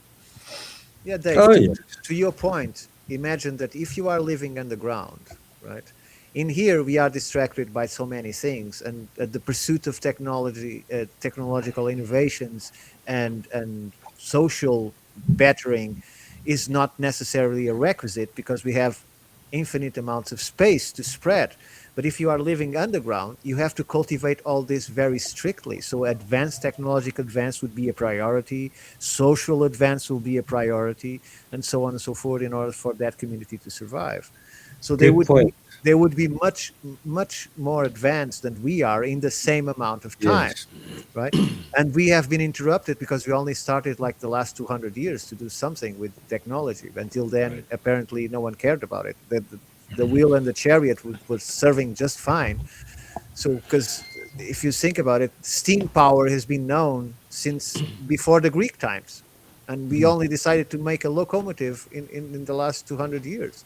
So We were imagine too what- busy chasing money, man. That's all, because every technological advance gets stunted in growth so we can maximize earning capacity from it. That's just what happens. Now, if I was a civilization, no matter where I was, on Mars or in the center of the Earth, and I didn't have those confines, I wasn't driven by financial constraints as my motivation, then fuck knows what I'd come up with. They might be the people in the sky that are lights. They're not extraterrestrial. They're a breakaway civilization that said we're done with the games and the resets, you know? So I'm wondering, because I'm seeing the wheels turning, what the man who wrote the book In Search of a Previous Lost Civilization is thinking about this, because he's Yeah, very from practical. this upside down perspective, 180 degrees change, it looked more natural than the initial image. So that's a point. But can we come back to this so I can show some things? Especially when you look, because, okay, let's assume for a moment that these rocks, these two huge rocks, are natural. Okay, let's assume for a moment. But when you see the right one in this case is completely different. It's, smooth. It's eroded, weathered away smoothly. And the left one, and especially on this version 1 upscaling, with this grid and this dark thing, dark dot or whatever it is, these are things that are distinguishable from the other rocks. So maybe it's a rock that underwent, someone cut it or someone created. Especially with this grid or whatever it is, it looks artificial. Maybe not like an object made of some other thing, but at least as a kind of megalith that was carved. Especially if you compare it to the other rock that is very close I to agree, it. yes. Almost Yeah. like Maui on Right. Easter Island. That's So called pieces, yeah. we want to be fair and transparent about this. Who knows what the hell this thing is? It's just one of many artifacts, and just some may work for it, some may not. And especially after given the other upscale, yeah, maybe it looks a little bit more natural. Again, it is really the totality of evidence that suggests something that's awfully strange on Mars, and any one of these things isn't really enough to move the needle. I've got just a few more if you guys have time. I got it. Oh, Let's do yes. it. I'm having a blast. Okay, Me as this well. is really fun, guys. Thank you so I much love for it. doing this. And Brian, I think you should also add here and explain that we are looking to a planet that suffered a massive global catastrophe that took the atmosphere away, Yes. So you even talk about a kind of a nuclear explosion for the magnitude of it. So we are looking at a debris field, which is even harder to identify, right? Yes, Mars was subjected to massive catastrophes, both natural and artificial. I mean, that's sort of it's a whole other live stream for us to go through. And that's the goal here of these sessions is to really try to present what we found over the past half century. Say, hey, for you guys who haven't seen this stuff before, what do you think? Are we seeing things, or is there something to it?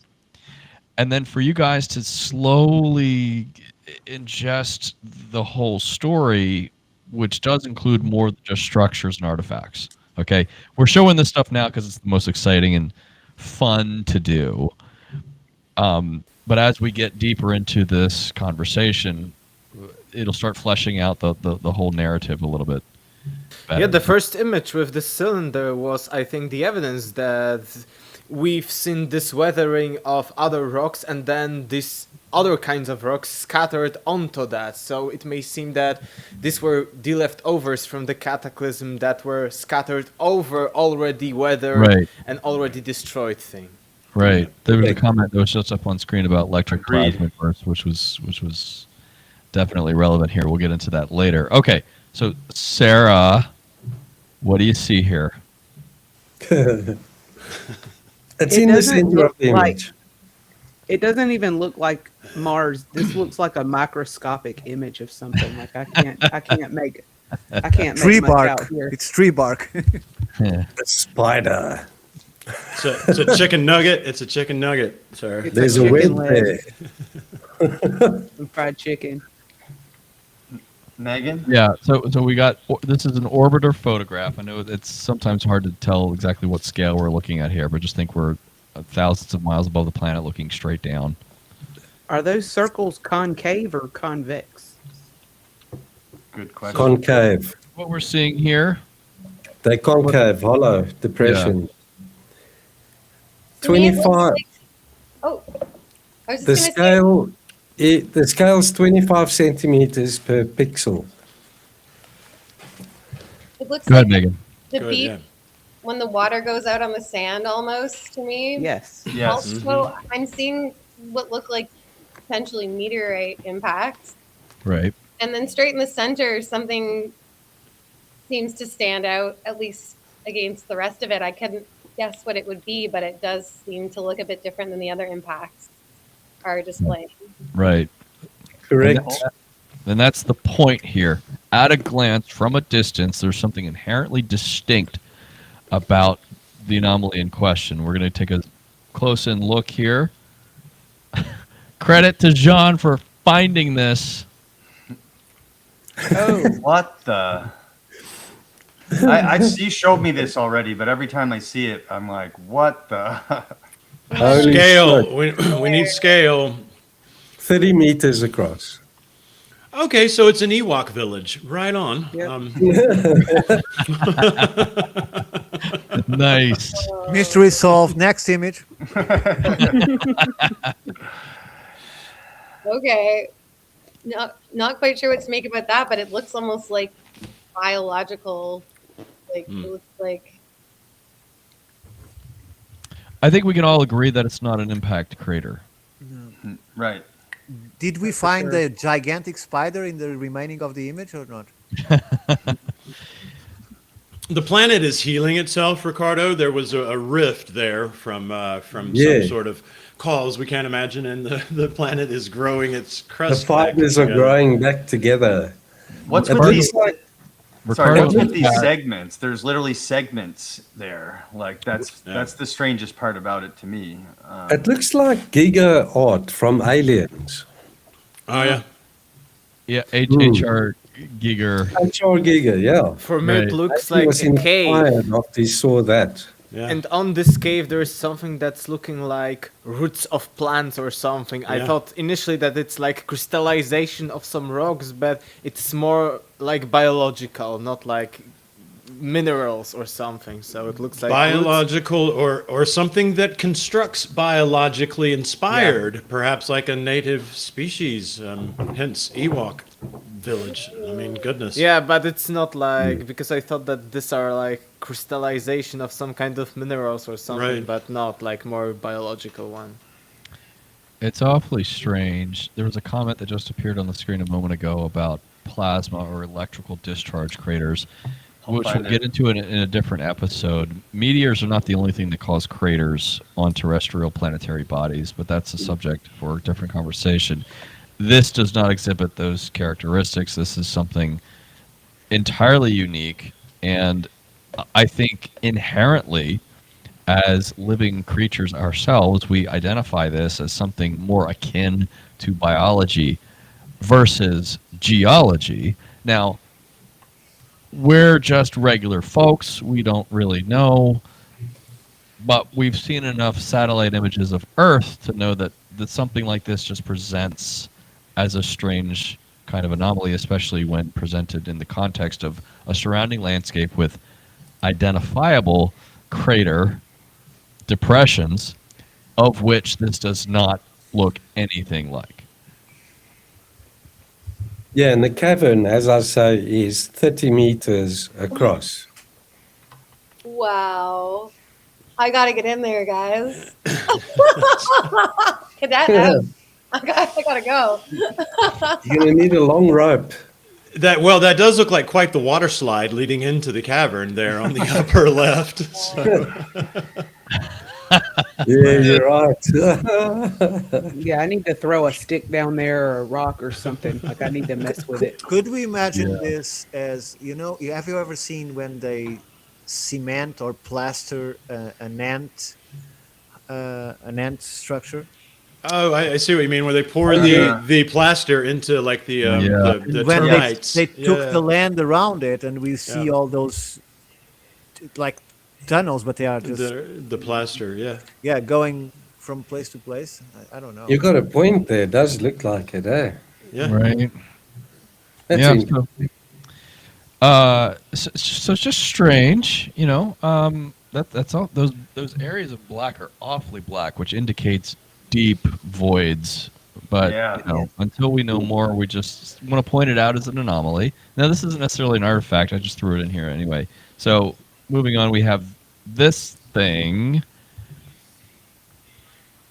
Megan, Sarah, Oleg. Hint, totem pole. Hang on. Yeah. Give him a minute. This is like a fun game show. It is. Yeah. It's interactive. And it's not I in got the center. nothing. This Unless you're talking about this line of rocks in the upper left-hand corner here. Mm. Okay. The bathroom vanity up there, the light fixture. Is that like a fairy tower there? Are those stacked? If you guys were There you on go. Mars and you saw this, wouldn't you just want to walk over and just take a closer look? Let's go. Oh yeah. What?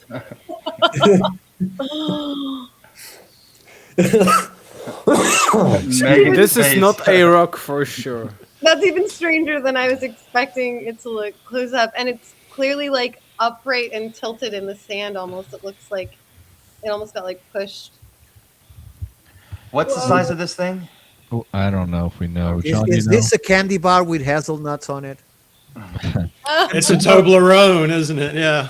It's a Martian It's about- Toblerone. There's a comment. Fungus also grows like this. All I'm saying is that this is so weird. It's obviously different from the surrounding landscape. The main point I'm trying to make with regard to public messaging on the artificiality hypothesis on Mars is that there are a variety of strange objects on Mars that defy conventional geological explanation, and it is simply too lazy to just apply the term pareidolia for everything. Right, sure. and that's why I brought it up with that one object that I was feeling it from myself, but like the conventional like distraction, for lack of a better word, is just go pareidolia. It's all geology, but when you look at this, and I want to hear what Oleg thinks of this, but when you look at this, this is wild. This is a very, very strange object. It's and, about 12 centimeters in length. 12 centimeters. Really? Huh. That's it? Yeah. Wow. Dude, I don't know, man. See, If you look at the surrounding photographs, where you can see part of the rover, the wheels and stuff, the rover isn't very far from it. Mm-hmm. And it's about 12, I don't know, length of a hand, half an arm. really? It looks so far away, though. No, it's actually quite small. For me, the landscape looked like the dried land that sometimes. you Yes, know- clay. Yeah, exactly. like it. exactly. Yeah, dried Yeah, but like for that. me, this one object in particular is not a rock for sure. But maybe I'm thinking also if this is clay, but trying to be skeptical for a moment. If this is clay, and we see this kind of lines that there were some kind of not erosion, but movement going on this clay, maybe. But for me, it's natural for clay to form like that. You know what I mean? Maybe it got peeled, but not into that form naturally for sure. So it looks a little bit like maybe teeth, maybe part Oh, of yes. the skull or something. Oh, but teeth, yeah. strange. Sarah, what's your take on it?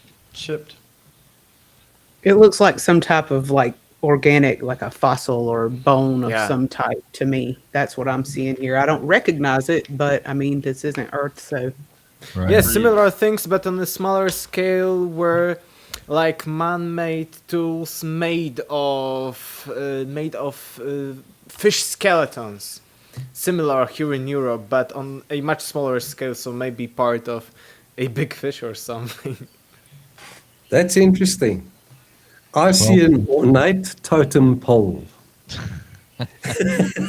Well, a very small totem pole then. Yeah. This is like the size of my shin or something. But John, you're saying it's smaller, huh? Like the size of a shoe. Okay. All right. Give I'll or take it. take. I'll Yes. take it. All right. Let's Yes. let's move on to the next one. Now, the next one I have to present is not quite as strange, but Oh, yes. definitely curious as to what you guys think of it. I don't want to characterize it before you guys have a chance to just soak it in here. The chat was just going off about that last one. So many ideas coming in. I'm loving it. Really? Yeah. is that a bevel? Is that bevel? Yeah. Mhm. Now, listen, before we continue this conversation, what we're doing here, right now, in this moment, is exactly what I would hope NASA is doing behind the scenes, examining every single one of these anomalies and saying, hey, look, there's something strange here. We got to post this online and give the public our analysis of it. It might be nothing, but let's open it up to discussion on the world stage to help solicit input from those people who might have a little bit more insight into things that, us science and computer geeks may not understand. Here's the question. How many archaeologists are on staff at NASA? 90%. Like none. They Right? moonlight through the Smithsonian. Yeah, but Brian, I don't doubt that they actually do that. Not on the level of the people that are receiving the data and passing the data, but above that, I'm pretty sure they have a cabinet where these people that have higher clearance are looking into these images and making reports. Sure, but you say that and then you sound like a conspiracy theorist, Ricardo. I do. You know what I mean? Like, Yes, I you do. agree with you, but to make that claim, Absolutely. makes you sound crazy. Pending recent occurrences, we have changed that title to realist. So it's no longer conspiracy theorist, Brian. It's now realist. Okay, Conspiracy realist. back to your program. I'm with you, brother. I'm with you, brother. And I'm just saying, like, look, we're just regular folks taking a look at stuff and saying, hey, look, something's strange here. To see something like this, I mean, I don't even need to. Let's get a closer look at it here, right?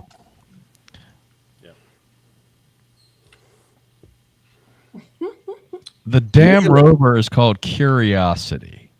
And that's exactly where it stops, at the name of the rover. That is where it stops. I mean, that looks like a World War II bunker, you know, from D-Day that just got blown over by the wind. I mean, because not only do you see the various angles and the straight nature and the layers of whatever that is in the top right, almost like it was poured concrete or something with a broken off piece at its own angle. But then when you get to the flat plane, which is obviously perhaps even has tooling marks on it, rounding itself off, then yeah, you need to rename your damn rover because it is certainly not curious enough. That should, you know, that's befuddling is what that is, guys. That's exactly why we're laughing, but that's exactly why they don't release a rover with intelligence, artificial intelligence, because he would choose all of these things as anomalies and he would go to them and look at them, right? So that's why they keep having a guy monotonously going 1 kilometer an hour and then turn around, take a picture, but the rover keeps on moving. And that's, I'm very surprised why they stay 12 days at that place. That's not normal. That's not normal. No. Oleg, what's your take? Yeah, I agree with the opinion that it looks like a bunker, and I think it even is some kind, maybe even of artificial rock to some extent. You mentioned concrete, because the right one, which is again circular, maybe not ideal circle, but it looks like a circular structure that is kind of stripping away, like parts by parts. So it looks very artificial for me, like some ruins. And these rocks also look brittle, different, and even the left ones. What kind of erosion is needed for the rock to be on that way? You know, it's placed like it was destroyed or something. It's not like natural one, like it was being chopped off and is still stripped away. So I think it looks like some kind of ruins. And it looks as if it's been cast. Like what, it was like a boxed in area. They poured the concrete in, and it looks like it's cast. If you look at the lines, the dimpling looks like a curing process you might see in concrete. Yeah. I see that. Yeah. So no one sees the snake with an open mouth. You can tell Ricardo's touring the earthworks of the upper Midwest at the moment. It's just strange, folks. That's all I'm saying. Okay, next one. I do see the snake with the open mouth, actually. Go back. Where? Coming from the side. There's a snake with an open mouth. There you go. It's Pareidolia, most likely. Oh, yeah. It took me a second. I see it too. It's a worm from Dune. Okay. Oh, man. All right, what you got, Brian? Really quick on this one. I'm not the last one. I'm not willing to say anything like positive about this at all. Sure. I really don't know. Yeah. Fair. It's fair.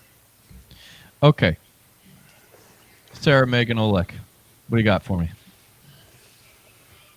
Looks artificial, like a stick or something holding a rock.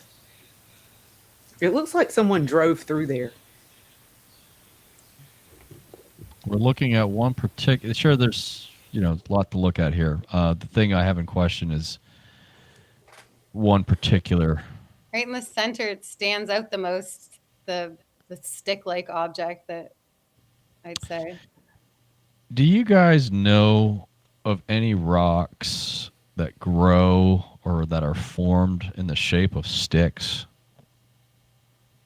here on Earth? Yeah, but like not such sticks like this one.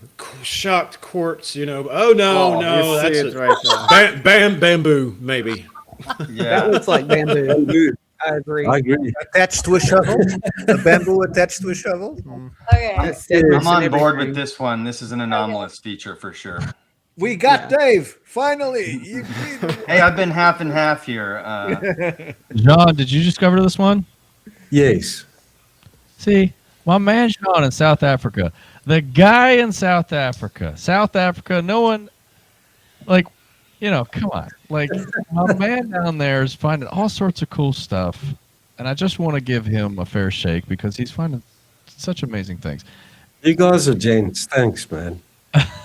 I'm right here, other side of the pond, where white people are being abused and we're all genocidal and we're refugees. We all want to go to America. But yet, here I am. This is what I do. Let's I make just focus on this. I don't focus on the politics. let's make an effort to get Jean Word to the States one of these days, even just for a man. visit. Wouldn't that be fun? I'd love to meet For a conference. I'm behind it. Anything you need done, Yeah. John, for sure. I've heard about his compound that he survives from there. So it's very obvious what a brave job he's doing by I'm sure finding all this information and put it out for us. But I'm sure it's probably healing and cathartic for Jean as well, considering the Yes, it is. conditions you find yourself in there in the ground. So It's a deviation. Yeah, I use it as a deviation from what's going on around me. So Because you can't let the politics get you down. yeah. That's it. That's You it, brother. just can't, huh? Be the Oleg. change you want to see, man. That's it. Yeah, Oleg, Megan, and Sarah, am I crazy or does this look like a stick? Stick. And even the Specifically, it bottom looks like, yeah, and there's something attached to it. It looks like, but it looks specifically like a stick of bamboo. I mean, there's segments to it. Like, Yeah. Or That like kind of thing. like a pipe that's had some wear and tear to it or something like that. yeah. Right. I want to Unless go up there are and grab trees it. on Mars, that shouldn't be there. It doesn't make sense in that landscape at all to me. I'm definitely not an expert, but I feel like most Same. people could have that conclusion. And a sense of scale, this would be about 1.5 meters in length. Wow, Meter and a so- half. That's big. Mm. That's certainly big. Yeah, that's 5 feet of piping. I mean, that's really good shovel for somebody about 6 foot to 7 foot tall. Yeah, I don't think it's a stick, but it's definitely a piece of something that was broken off of something else that was this anomalous for sure. Like, Yeah, if you asked me to guess off this tiny bit, Dave, I'd tell you I was at the bottom of a building perhaps that had blown up, and I was looking at pipe and sheet around it. right, that's what I'm thinking. It's some sort of I don't know, tool or structure, a part of a structure or part of a craft, something like. I'm just speculating, but somebody dropped a comment. You can't argue against this one, and he's totally right. Even if NASA just posted this to their press page and saying stick found on Mars and didn't say anything else about it, the world would go nuts. They don't even have to try to characterize what it is. New image of the day by NASA, and everyone else would do the characterization for them. It would lead to a global discussion of what this is. This is why what we're doing right here now is so important, is that you guys are spending time looking at this, of which the Mars community is eternally grateful for, because they've been marginalized for too long and they're finding such amazing anomalous things. So anyway, I hate to beat a dead horse, but it's just I see really good stuff people. here. I see people giving justifications by the width of the shadow, Okay. Yeah. but I would like an explanation about what is on the floor. Because Yeah, on I the was looking at floor- that too. The floor looks even more anomalous than what we are calling the stick. That might be a flat stone on its side. Sure. What is on the floor doesn't look like rock. It looks like flat, sharp, It's sharp. too jagged, Right. and Hey, in the interest of time, because it's getting late in South Africa, so I don't want John to stay up too late because he's got to work tomorrow. Oh no! I can go for another half an hour at least. Yeah, let's get through just a few more images and then we'll call it a night. I normally eat Yeah, the it's night snack. here too, so I don't go have to much bed time at to. I go to bed at 2 o'clock in the mornings. John, I appreciate you sticking around, buddy, because like, look, man, like we're making it happen, buddy. Like you've been spending years of your life working on this stuff, and I'm trying to help elevate your material. And thanks to this crew right here, you know, we're finally giving you the proper recognition for discovering a lot of these things. Now, John Ward didn't discover all of these things, but he discovered a lot of them. Well, that deserves a great thanks to Dave and to Megan for housing all of this. Yes. All right. So just a few more here. Our pleasure. It's not the blue thing in the center. It's not the blue thing in the center. Dang it. Ice cream. No, Is there like some kind of hardware looking thing up kind of the right, upper right quadrant of the photo? Or Strange some stones. weird looking thing. And then there's like a wall looking Big thing. wall Yeah. is standing out to me. And like to the right of the wall, almost. it's like a grate. Like a fence or a vent Yeah. or a cinder know, block on its side. I This is hadn't so considered fun. that, I love that this little. game. Thank you.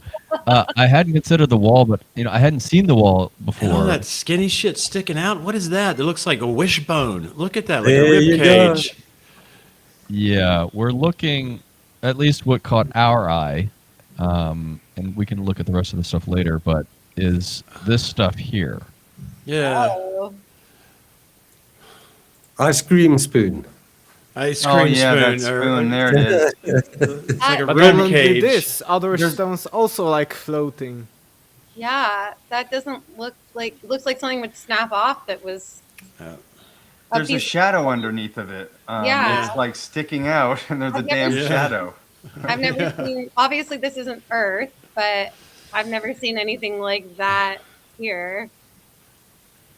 It's got to be a different material. That's why you can see in certain places that when you look back on that structure, it looks like perhaps corroded or buckled, like, you know, a piece of metal. But then you look at places like our little rib cage or our whatever, our Coke spoon there, it looks pristine, you know, and obviously it's holding itself together more so than the surrounding environment. So something that was covered for a while and is becoming uncovered. Can we zoom out a little bit?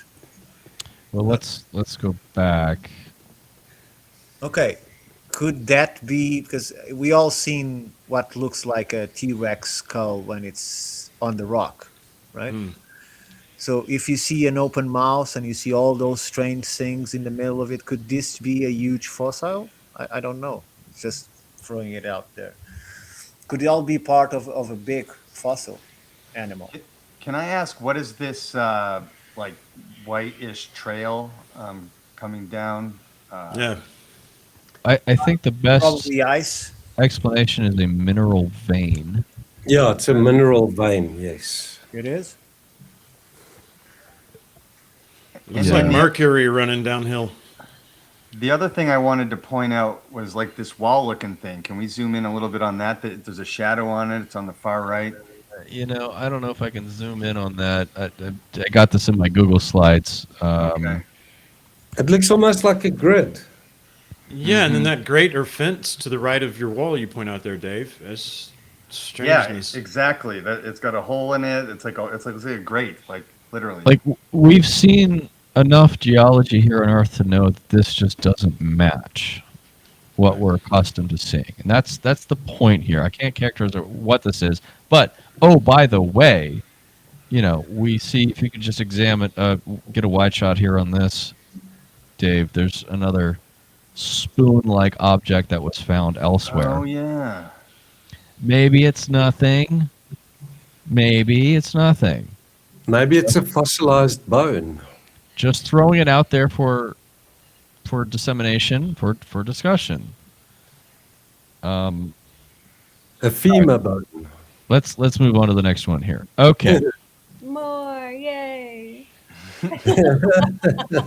Well, following Atlantean ore, they would have known how to do monatomic gold, which they tell us was the crazy, you know, chemical that was popular back then. So it could be that the Anunnaki, who were much larger living on Mars with a much lighter atmosphere, were obsessed with snorting monatomic gold. And so we've got these giant spoons everywhere. That's possible. If I had to guess, I see Ricardo shaking his head. Yes, I disagree. A spoon is much more efficient to boil heroin. So I don't know what is he talking about. Oh dear. Okay, I'm seeing something right in the middle here that sticks out a little bit. is that? Well, it's obviously driftwood. I mean, They had boats. bad Yes, boat. but it has a texture that Megan, what do you is see? not natural. Well, I'm just trying to like grab at what stands out to me in the photo is like almost like a little orange area in front of one of the rocks towards the center, like a darker orange. I see that too. A Obelisk mouse right there. trap. A rat trap. I couldn't tell you what it would be, but that's just what sticks out, sort of to like the right above where the cursor is. That I don't know. Yeah. That just stands out to me. Yes, that's what we're looking at. Woohoo, I'm getting better at this game. An Anunnaki Q-tip. That's weird. If What? if That we- looks Detail? like a destroyed container, like a plastic one even. Yes. Oh. Yes. Have we found two golden arches in there? eh, It's a form of McDonald's. so keep in mind this, folks. If we're to take what NASA says, and I'll do that for the sake of argument, that the atmosphere of Mars was lost 3 billion years ago. Even if they're wrong by 2 billion years, which makes the surface of Mars 1 billion years old. And even if we go further, what if it's just half that, 500 million years old?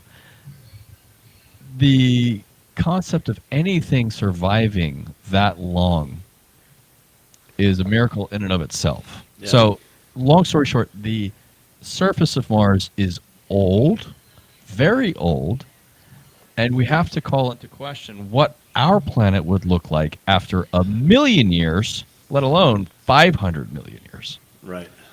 And if we come across something like this, what in nature produces something like this? This is the eternal question, but you have to consider the context. We don't have much to work with. We can't go up and look at it with, we can't all be like shaman going out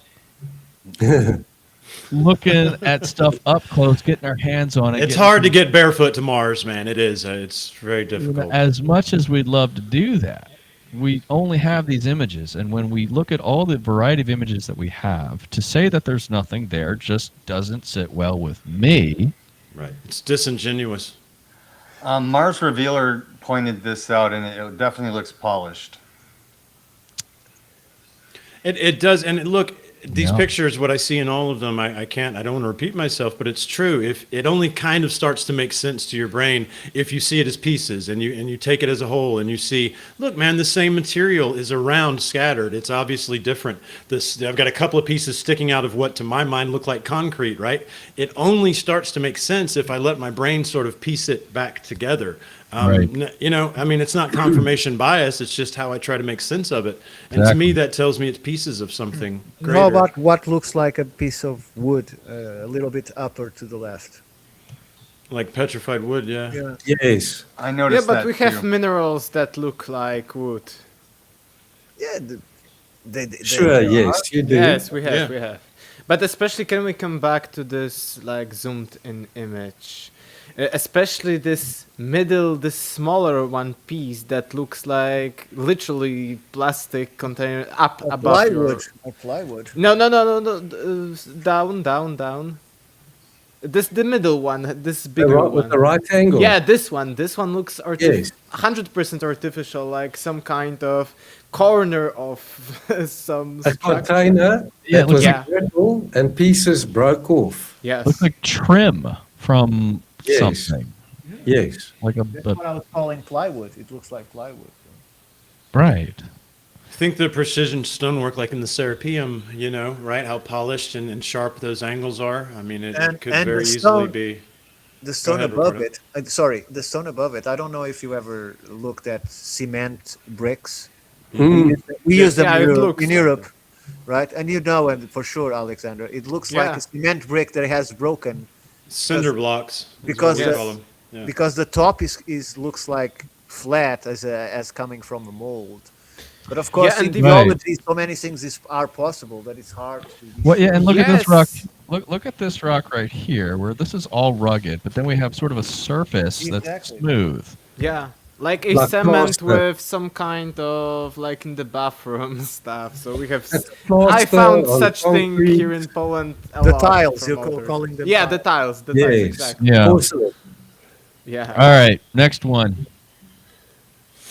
Now that is a bombed out site in the desert. I can see the rebar sticking out of the side of the Yeah. concrete wall. You're not going to fool me, sir, telling me this is Mars. I see what you did. You slid in.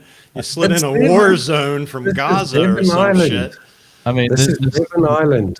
this is pretty obvious here. We'll just zoom in on it. What on rock? What rock does Mars? this? It looks like some leftover garbage or something, like some kind of object, maybe not even rock. Yeah, but what are those weird layers in it? Rebar. I'm seeing like a loaded clay. clay Rusted structure. metal. Clay, yeah. Yeah. Sarah was, I think Sarah was talking about these layers here in the very middle. Yes. There's 3 sections. That's super weird. Parallel Like a with one three-story another house. too. How big is this? Do we know? Or you have any idea? I would say from the distance and the context, that would be about 2.5 to 3 meters wide. Okay, so we could rule Yeah. out, potentially rule out a structure. Well, based on if it the is size? a piece of a structure, you don't Piece need of to a rule it out. structure, Yes. Yeah. Okay. Yeah. Hey guys, I'm gonna put up a comparison image here, okay? I mean, And, 9 feet, dude. It's a. I it's a just room. want to say this: if this was photographed on Earth, they immediately say, "Oh, that's a mud brick house and structure." Yeah. They would identify it as such, right? But because it's Mars, immediately it's nothing. I know. And then look at this. Yeah. John uses this as a comparison. What we're seeing here is rusted metal. You see how it's irregular around the edges? Yeah. This it's not smoothed over like erosion would normally do. And you're like, who's to say that this doesn't look kind of like this rugged It does. edge? Yes, the Simply CO2 does. on Mars would erode metal like that, like you showed us in the previous example. It could be a piece of a some kind of ship. Mars disclosure keeps pointing out that it looks metal, and I definitely think this one looks metal for sure. Yeah, he's correct. Yeah. Yeah. And Mars So- revealer, sorry. Oh Mark- yeah. Okay, so that's that. Let's move on to the next one. We got- only have more 37, right? What's that? We only have more 37 to go through Only No, 37 more to go. just before a we couple, go to catalog B. just a couple more for tonight. No, don't So stop. you have beach photography from the last hurricane that went through Tampa here, I see. Again, you're not tricking me. This is not Mars, boss. This is right after a flood here on Earth. Okay, Sarah, like Megan, what do you got for me? That's Okay. exactly what it is. In front of the largest dark structure towards the back, I see almost in front of it what looks like right angles of a lighter object on the ground. Yeah. No, up and to the Up, right. Up to the right. That one. That stands out to me. That right there, that lighter object. And above, a little And bit above. Yeah. It looks like parts of destroyed building or something like that, or container. Some type of paneling. Yeah. Mm. See, I have provided no context for you, but you guys are just calling it like you see it. You're using your common sense, knowing what destruction looks like here on Earth, and saying, hey, look, you know what? That kind of looks similar. So if we zoom in on this, of course, we'll just zoom in on the big object right here. Jason, what do you think? Yeah, dude. Again, Okay, so immediately, if I've explored a lot of swamps, and sometimes in those swamps you find junk that's been thrown away or old structures that have been washed down, and then they'll have a little bit of mud drying on them, you know. But you look and you can go, oh, don't step there. There's plywood and probably nails, and I'm always fucking barefoot. So I'd walk around it, is what I do, because to me it would evidently be a sign of something not natural. It also has a uniform thickness. Yes. So it Dave? could be a wall, a foundation. If I've seen so many fake images. I'm not saying this is a fake image, but of like a UFO like buried in the side of a cliff, and that's kind of what this looks like to me, like just crashed into a cliff. Like you can see like the little top of the UFO and stuff like that. I'm just making shit up, but that Yeah. looks like a crashed UFO. If I was I don't reaching agree. I think this is the platform from a tree house, but the tree is gone. It does look like wood at the end on the far left. You see that? That looks just like it's wood. Yeah. Ricardo in the chat said, look at metal from 9/11 for comparison, and I did pull Yes. up a picture. Right. I did pull up a picture Metal girders. based on the last one. Do you mind if I show it quick? Yeah, that's what I'm thinking. It kind of looks like I-beams or something. It does. This more makes me think of some of the last ones that we've looked at, but yeah, just waiting for it to show. There we go. That's a burnt piece of metal from 9/11. Yeah, Right. you chose one that is a Catholic one. Right, I was about to say, what are we doing with the cross everywhere, man? It Lord, looks like a melted Praise the Lord. Catholic relic or something. Hmm. I just wanted to pull it up for comparison because, we're trying to look at all different angles. And I saw a bunch of other ones that I'm not going to pull either, but a lot of them look very similar to the last image we were looking at. So Well, let me just bring up a comparison just real quick. That's all I got for tonight. But if we take a look at like this is what comes to mind when I see it. This is what There I'm you go. Yeah. okay, that's what Ricardo was saying, right? I mean, I don't know for certain, but you can clearly see this is not part of the ground. It's something laying on top of it. Then we have all this other stuff laying on top, really flat. Like it just looks like what debris field looks like after a hurricane comes through town. Panels. It looks like paneling. Right. So if we're taking a look at this stuff and saying that's just geology, like that just seems disingenuous to me. Yeah. And guys, we're just talking about artifacts. Jean has an entire YouTube channel dedicated to artifacts that, Yeah, I've got close 100 more to things. 10,000 anomalies.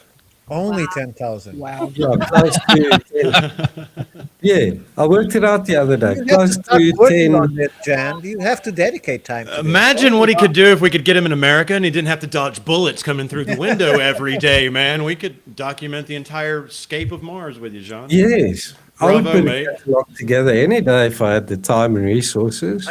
I think we need to take in mind that we're looking into something that it's not on Earth and obeys to somehow some different rules.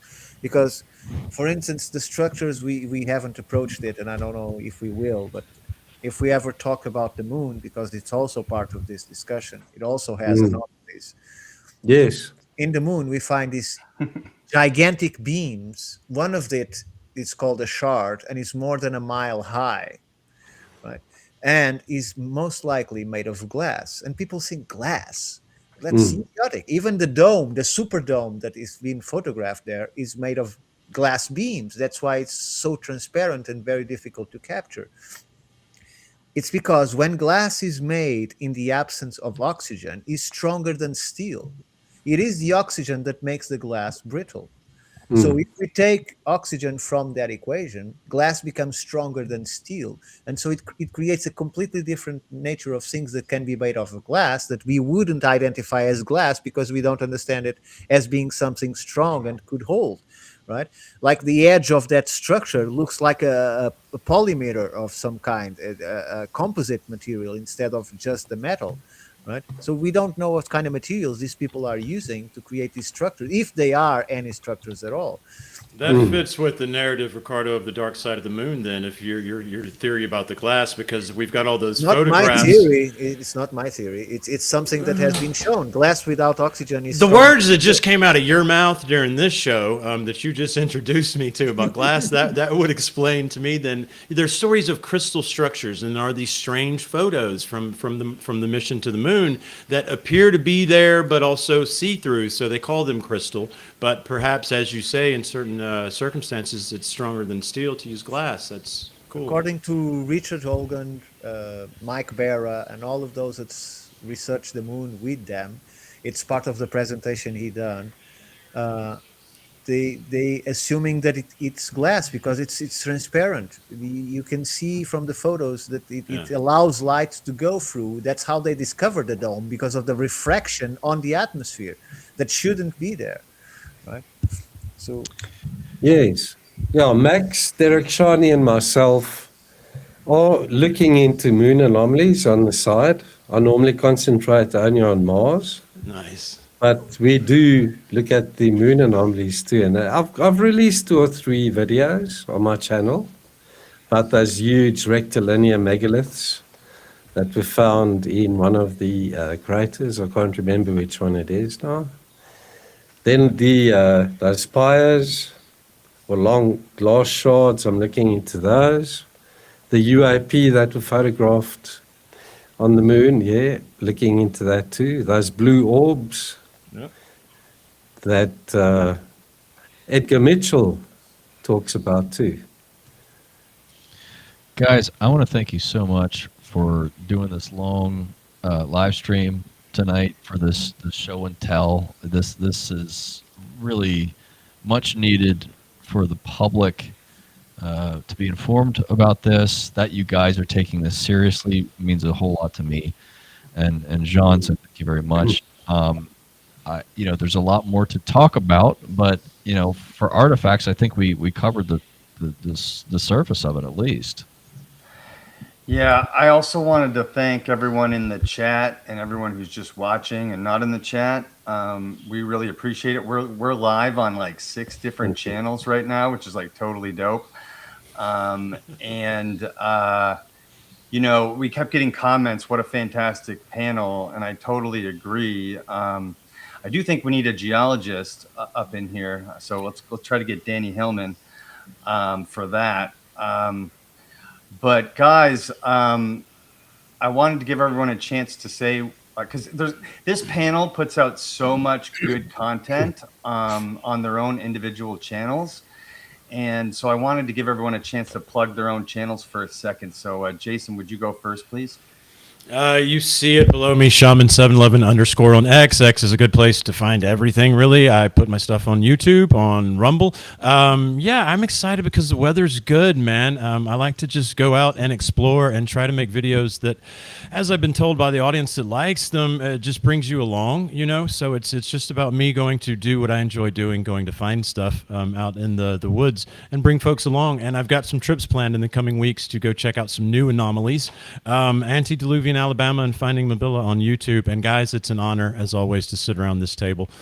Just to look at the faces that I'm sitting with touch me, and I'm privileged to be here with you, gentlemen, to learn from you and to bring, hopefully, some attention to this story of Mars, which I believe at the end of the day is part of our story. And we all know that our best future requires the truth of our past. So cheers, gentlemen, for that.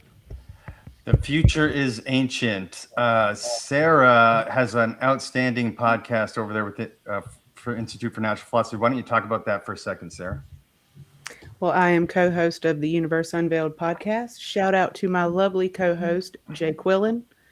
Hopefully she's still watching. We do new episodes every other Wednesday, and we do a news segment every Sunday at 11:11, and we cover history, ancient mysteries, spirituality, etc., all that good stuff. So come check us out.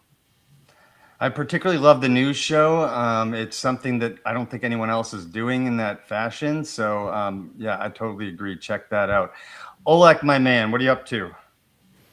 Thank you. I really enjoyed this conversation. I am very, very now informed. I've never dug this deep into this topic, so I think it was a great introduction for me into all of these mysteries, and it was nice that we all had a little bit different opinions on this stuff, so I think it was very, very good for me, so thank you very much to all of you. And I think you can find me, just type Alexander Tyszkiewicz into social media and you can find me on YouTube, Facebook, Instagram, and my book is Deja Vu Has Everything Already Been. In English, it is available on Amazon. Nice. Thank you once again for the invitation. Link below, and I must say it is a little bit hard to type your name into YouTube. Copy and paste, copy and paste. Brian makes outstanding, high-quality videos about this kind of stuff and interviews with people. So, what's coming up next, Brian? You know, for those who are new to my work, obviously I've got the documentary film. You can go watch it on Amazon and other streaming networks. I recommend starting there first. It presents a lot of this stuff, but it also shows the whole story. We're talking about the history of Mars disclosure, the biology, the fossils, everything, panspermia, remote viewing, and some other crazy stuff as to relates to the destruction of the planet. But because I've learned so much after I released the film, I had to keep working on it. And I've got my YouTube channel, which is essentially the continuation of the series. So start with the documentary, and then you can pick up on and do a deeper dive into, you know, the things that we've been showing you tonight. You know, including the face, which we have to do a whole episode on just the face because it's a whole can of worms, right? But yeah, I'm sort of exclusively focused on Mars for now. But you know, every now and then I'll branch out and do something that might warrant some attention that just isn't getting some attention. So anyway, I thank you guys so much for your company tonight. Ricardo, I'm glad you were able to join us. Totally. Brother, Sarah, it was so nice having you here. Megan, it's nice to see you. Jason, Oleg, it's nice to make your acquaintance, buddy. Look, I really appreciate you guys taking the time to do this, and you know, hopefully we can continue doing this. And you know, I know it's sort of presentation heavy at this point, but at a certain point, we'll have a little bit more equilibrium as it relates to you know, the discussion. But I appreciate your patience on everything. Now we got to build the foundation first. Right. Yeah. Okay. For me, The star of the do show, my- by the way, star of the show, Jean Ward. oh, lovely. Thanks. I appreciate everyone for being here, for being the ear, for being the skeptic, for being the believer. We need that. We need people that look at things from different angles so that we can get to a better understanding of what it is that we're looking at. Because I can get swept up in my work and get totally carried away, where someone will come in and say, but have you considered this and that? And those different angles help me to do my research better, to be more accurate, to be more with it. Because sometimes I get carried away, man. You know me. I've been doing this for 9 years. So you guys can find my work. 9 years and only 10,000 anomalies? What are you? Yes. 998 videos on YouTube. You just carry on getting carried away, sir. That's what Yeah, I no, about I don't want to spend time worrying about my life or anything. I'll just focus on this. It's my favorite pastime. Apart from my day job, this is what I do. You can get to see my stuff at Jean Ward on YouTube, Jean Ward Mars on X, and megalithic.mars.com. That's my blog. And I appreciate each and every one of you. Thank you for being here, and I feel honored to be in your presence, really. Each one of you is unique and special in your own right. And I like to hear different points of view from you guys. So That's what thanks for that, Dave. Back at you, bro. That's what I think is Thanks, special about Jason. this panel and this approach to what we're doing. Thank you, Megan, my lovely producer and Starfleet cadet. And she's helping me a lot. We're putting out a lot of cool content over at Dave's Multiverse. We got an episode coming out with, we're interviewing Scott Wolter about the Green Jar. We got an episode, we booked an episode with Randall Carlson. We just interviewed archaeologist David Connolly, who tends to be a little bit of a skeptic to what the alternative people say. But our mission is to kind of bring the two together and meet in the middle. And we think that's really important. And Megan, you do some other stuff too. What else are you up to? I'm just starting to build a presence under Prehistoric Paradox on Instagram. I have one YouTube video up of the first time I went to Indonesia, but I've got lots more footage from the last time I was there that I'm going to have to get up hopefully sooner than later. Keep telling that story of what's going on over there and everything exciting that's happening and being uncovered there as well. Nice. Great stuff. Yeah, go for it. For sure. And she's being modest. Like, she's worked directly with Danny Hillman on a lot of this stuff. She's been all over the world. And she's a real gem. I'm really happy to have her. Somebody asked if we're doing this monthly. I think that's sort of the plan right now, is to give everyone some time to digest this stuff and that kind of thing. And it's hard to get how many 1, 2, 3, 4, 6, 8 people all together. And it's just been an absolute joy. I mean, that 3 hours and 12 minutes went by really fast. It felt like a game show half the time. Like, what do you see? And Wrong answer. Dave, I told you, and Ricardo, you need to tell us where to find you, because I forgot to plug our show, so you can do that. But Dave, it reminds me of when I first got turned on to this. I don't know if you remember, I was in the chat on your show, Jean. Right. You had Jean on like a year ago, and we were having so much fun. Yeah, I started saying in the chat, I was like, dudes, we got to come up with a board game. Okay, it's find Atlantis on Mars before we find it on Earth, and we got to patent it and run with it. It was just so much fun. Yeah, funny you mentioned that. It is like a game in many ways. And I just wanted to shout out Brian. Yeah. He doesn't give himself enough credit for being sort of the public voice of this and helping to expand this community and get this information out there. He's really passionate about it. So I just wanted to shout that out. Guys, this was awesome. Thank you. And thank you, everyone in the chat. If you Ricardo, where can we find you? Oh, yeah, that's right. Oh, now he's ignoring me. Now I'm not telling. We're so happy to have you here, though. I want to say, if you guys missed the last episode we did too, we're like uncovering ancient pyramids and all sorts of larger things. Please go back and check that one out. Yep. So worth it. Is this our third Interesting. episode of Mars Disclosure Live? Two. Second? Second. Feels like the third. I missed the first one. I couldn't make it. Anybody Yeah. else got anything?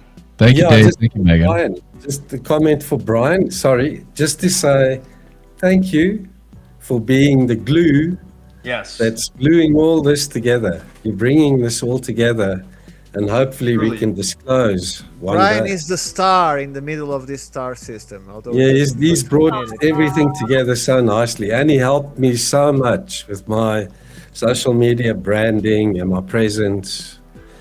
Big shout out to you, man. Thank you. Thank you, Jean. I appreciate that. And thanks, And we guys. do a lot of collabs as well. Yeah, we do, man. Each channel. I love my Yes. new family here. This is great. So thank you, guys. It means a lot to me. And Go the watch chat. Brian's documentary, please. Thank you to the chat. Everybody Thank you, the chat. was The chat putting was input, hopping. making guesses. You guys were amazing. So many people tuned in today. We're so grateful for your participation. I'll go back and read the chat tomorrow Yeah. evening. Some good ones. Oh I'd love no, to- we've got a success on our hands, and Mars Disclosure is coming up in the pipe. I can't believe we did it, Brian. Love you, dude. Dave, thank you so much for throwing this together. Ricardo, if you still want to tell folks where to find you, Yes. Guys, thank you everyone that tuned in. This Find is me on amazing. At Ricardo Calvary 1. It's quite easy to find. You can find me and Jason as the Shaman and the Philosopher. We are both in the Shaman and the Philosopher channel. It's a new channel that we created, or in the Institute for Natural Philosophy channel under the Roundtable Chronicles that we do every Friday. And go and look for my two books, Stardust and The Resonant Earth. And you can find my personal stuff in History, Myths and Legends, also on Rumble. So I think that pretty much covers it. Outstanding. And I'm going to end on a quote from my boy, Headless Giant. I did an episode with him, and he said, "The future is ancient." And I think this applies to pretty much all these discussions. You know, when in the future, when we uncover more of this stuff, we'll find out that it's quite ancient. Guys, let's call it 3 hours, 15 minutes. Total success. Rock on, everyone. Love y'all. And we'll see you maybe I just in a want to month know, or do we so. get paid extra because of the extra time, or it's the same? No, Well, no, Ricardo. I'm I'm getting your cut. I want to know, like, after we get off, what kind of views everyone got as a total, because that's going to be interesting. So, good night. Until next time, Mars Disclosure Live community. Peace out. All the best. Thank you, Bye. everyone.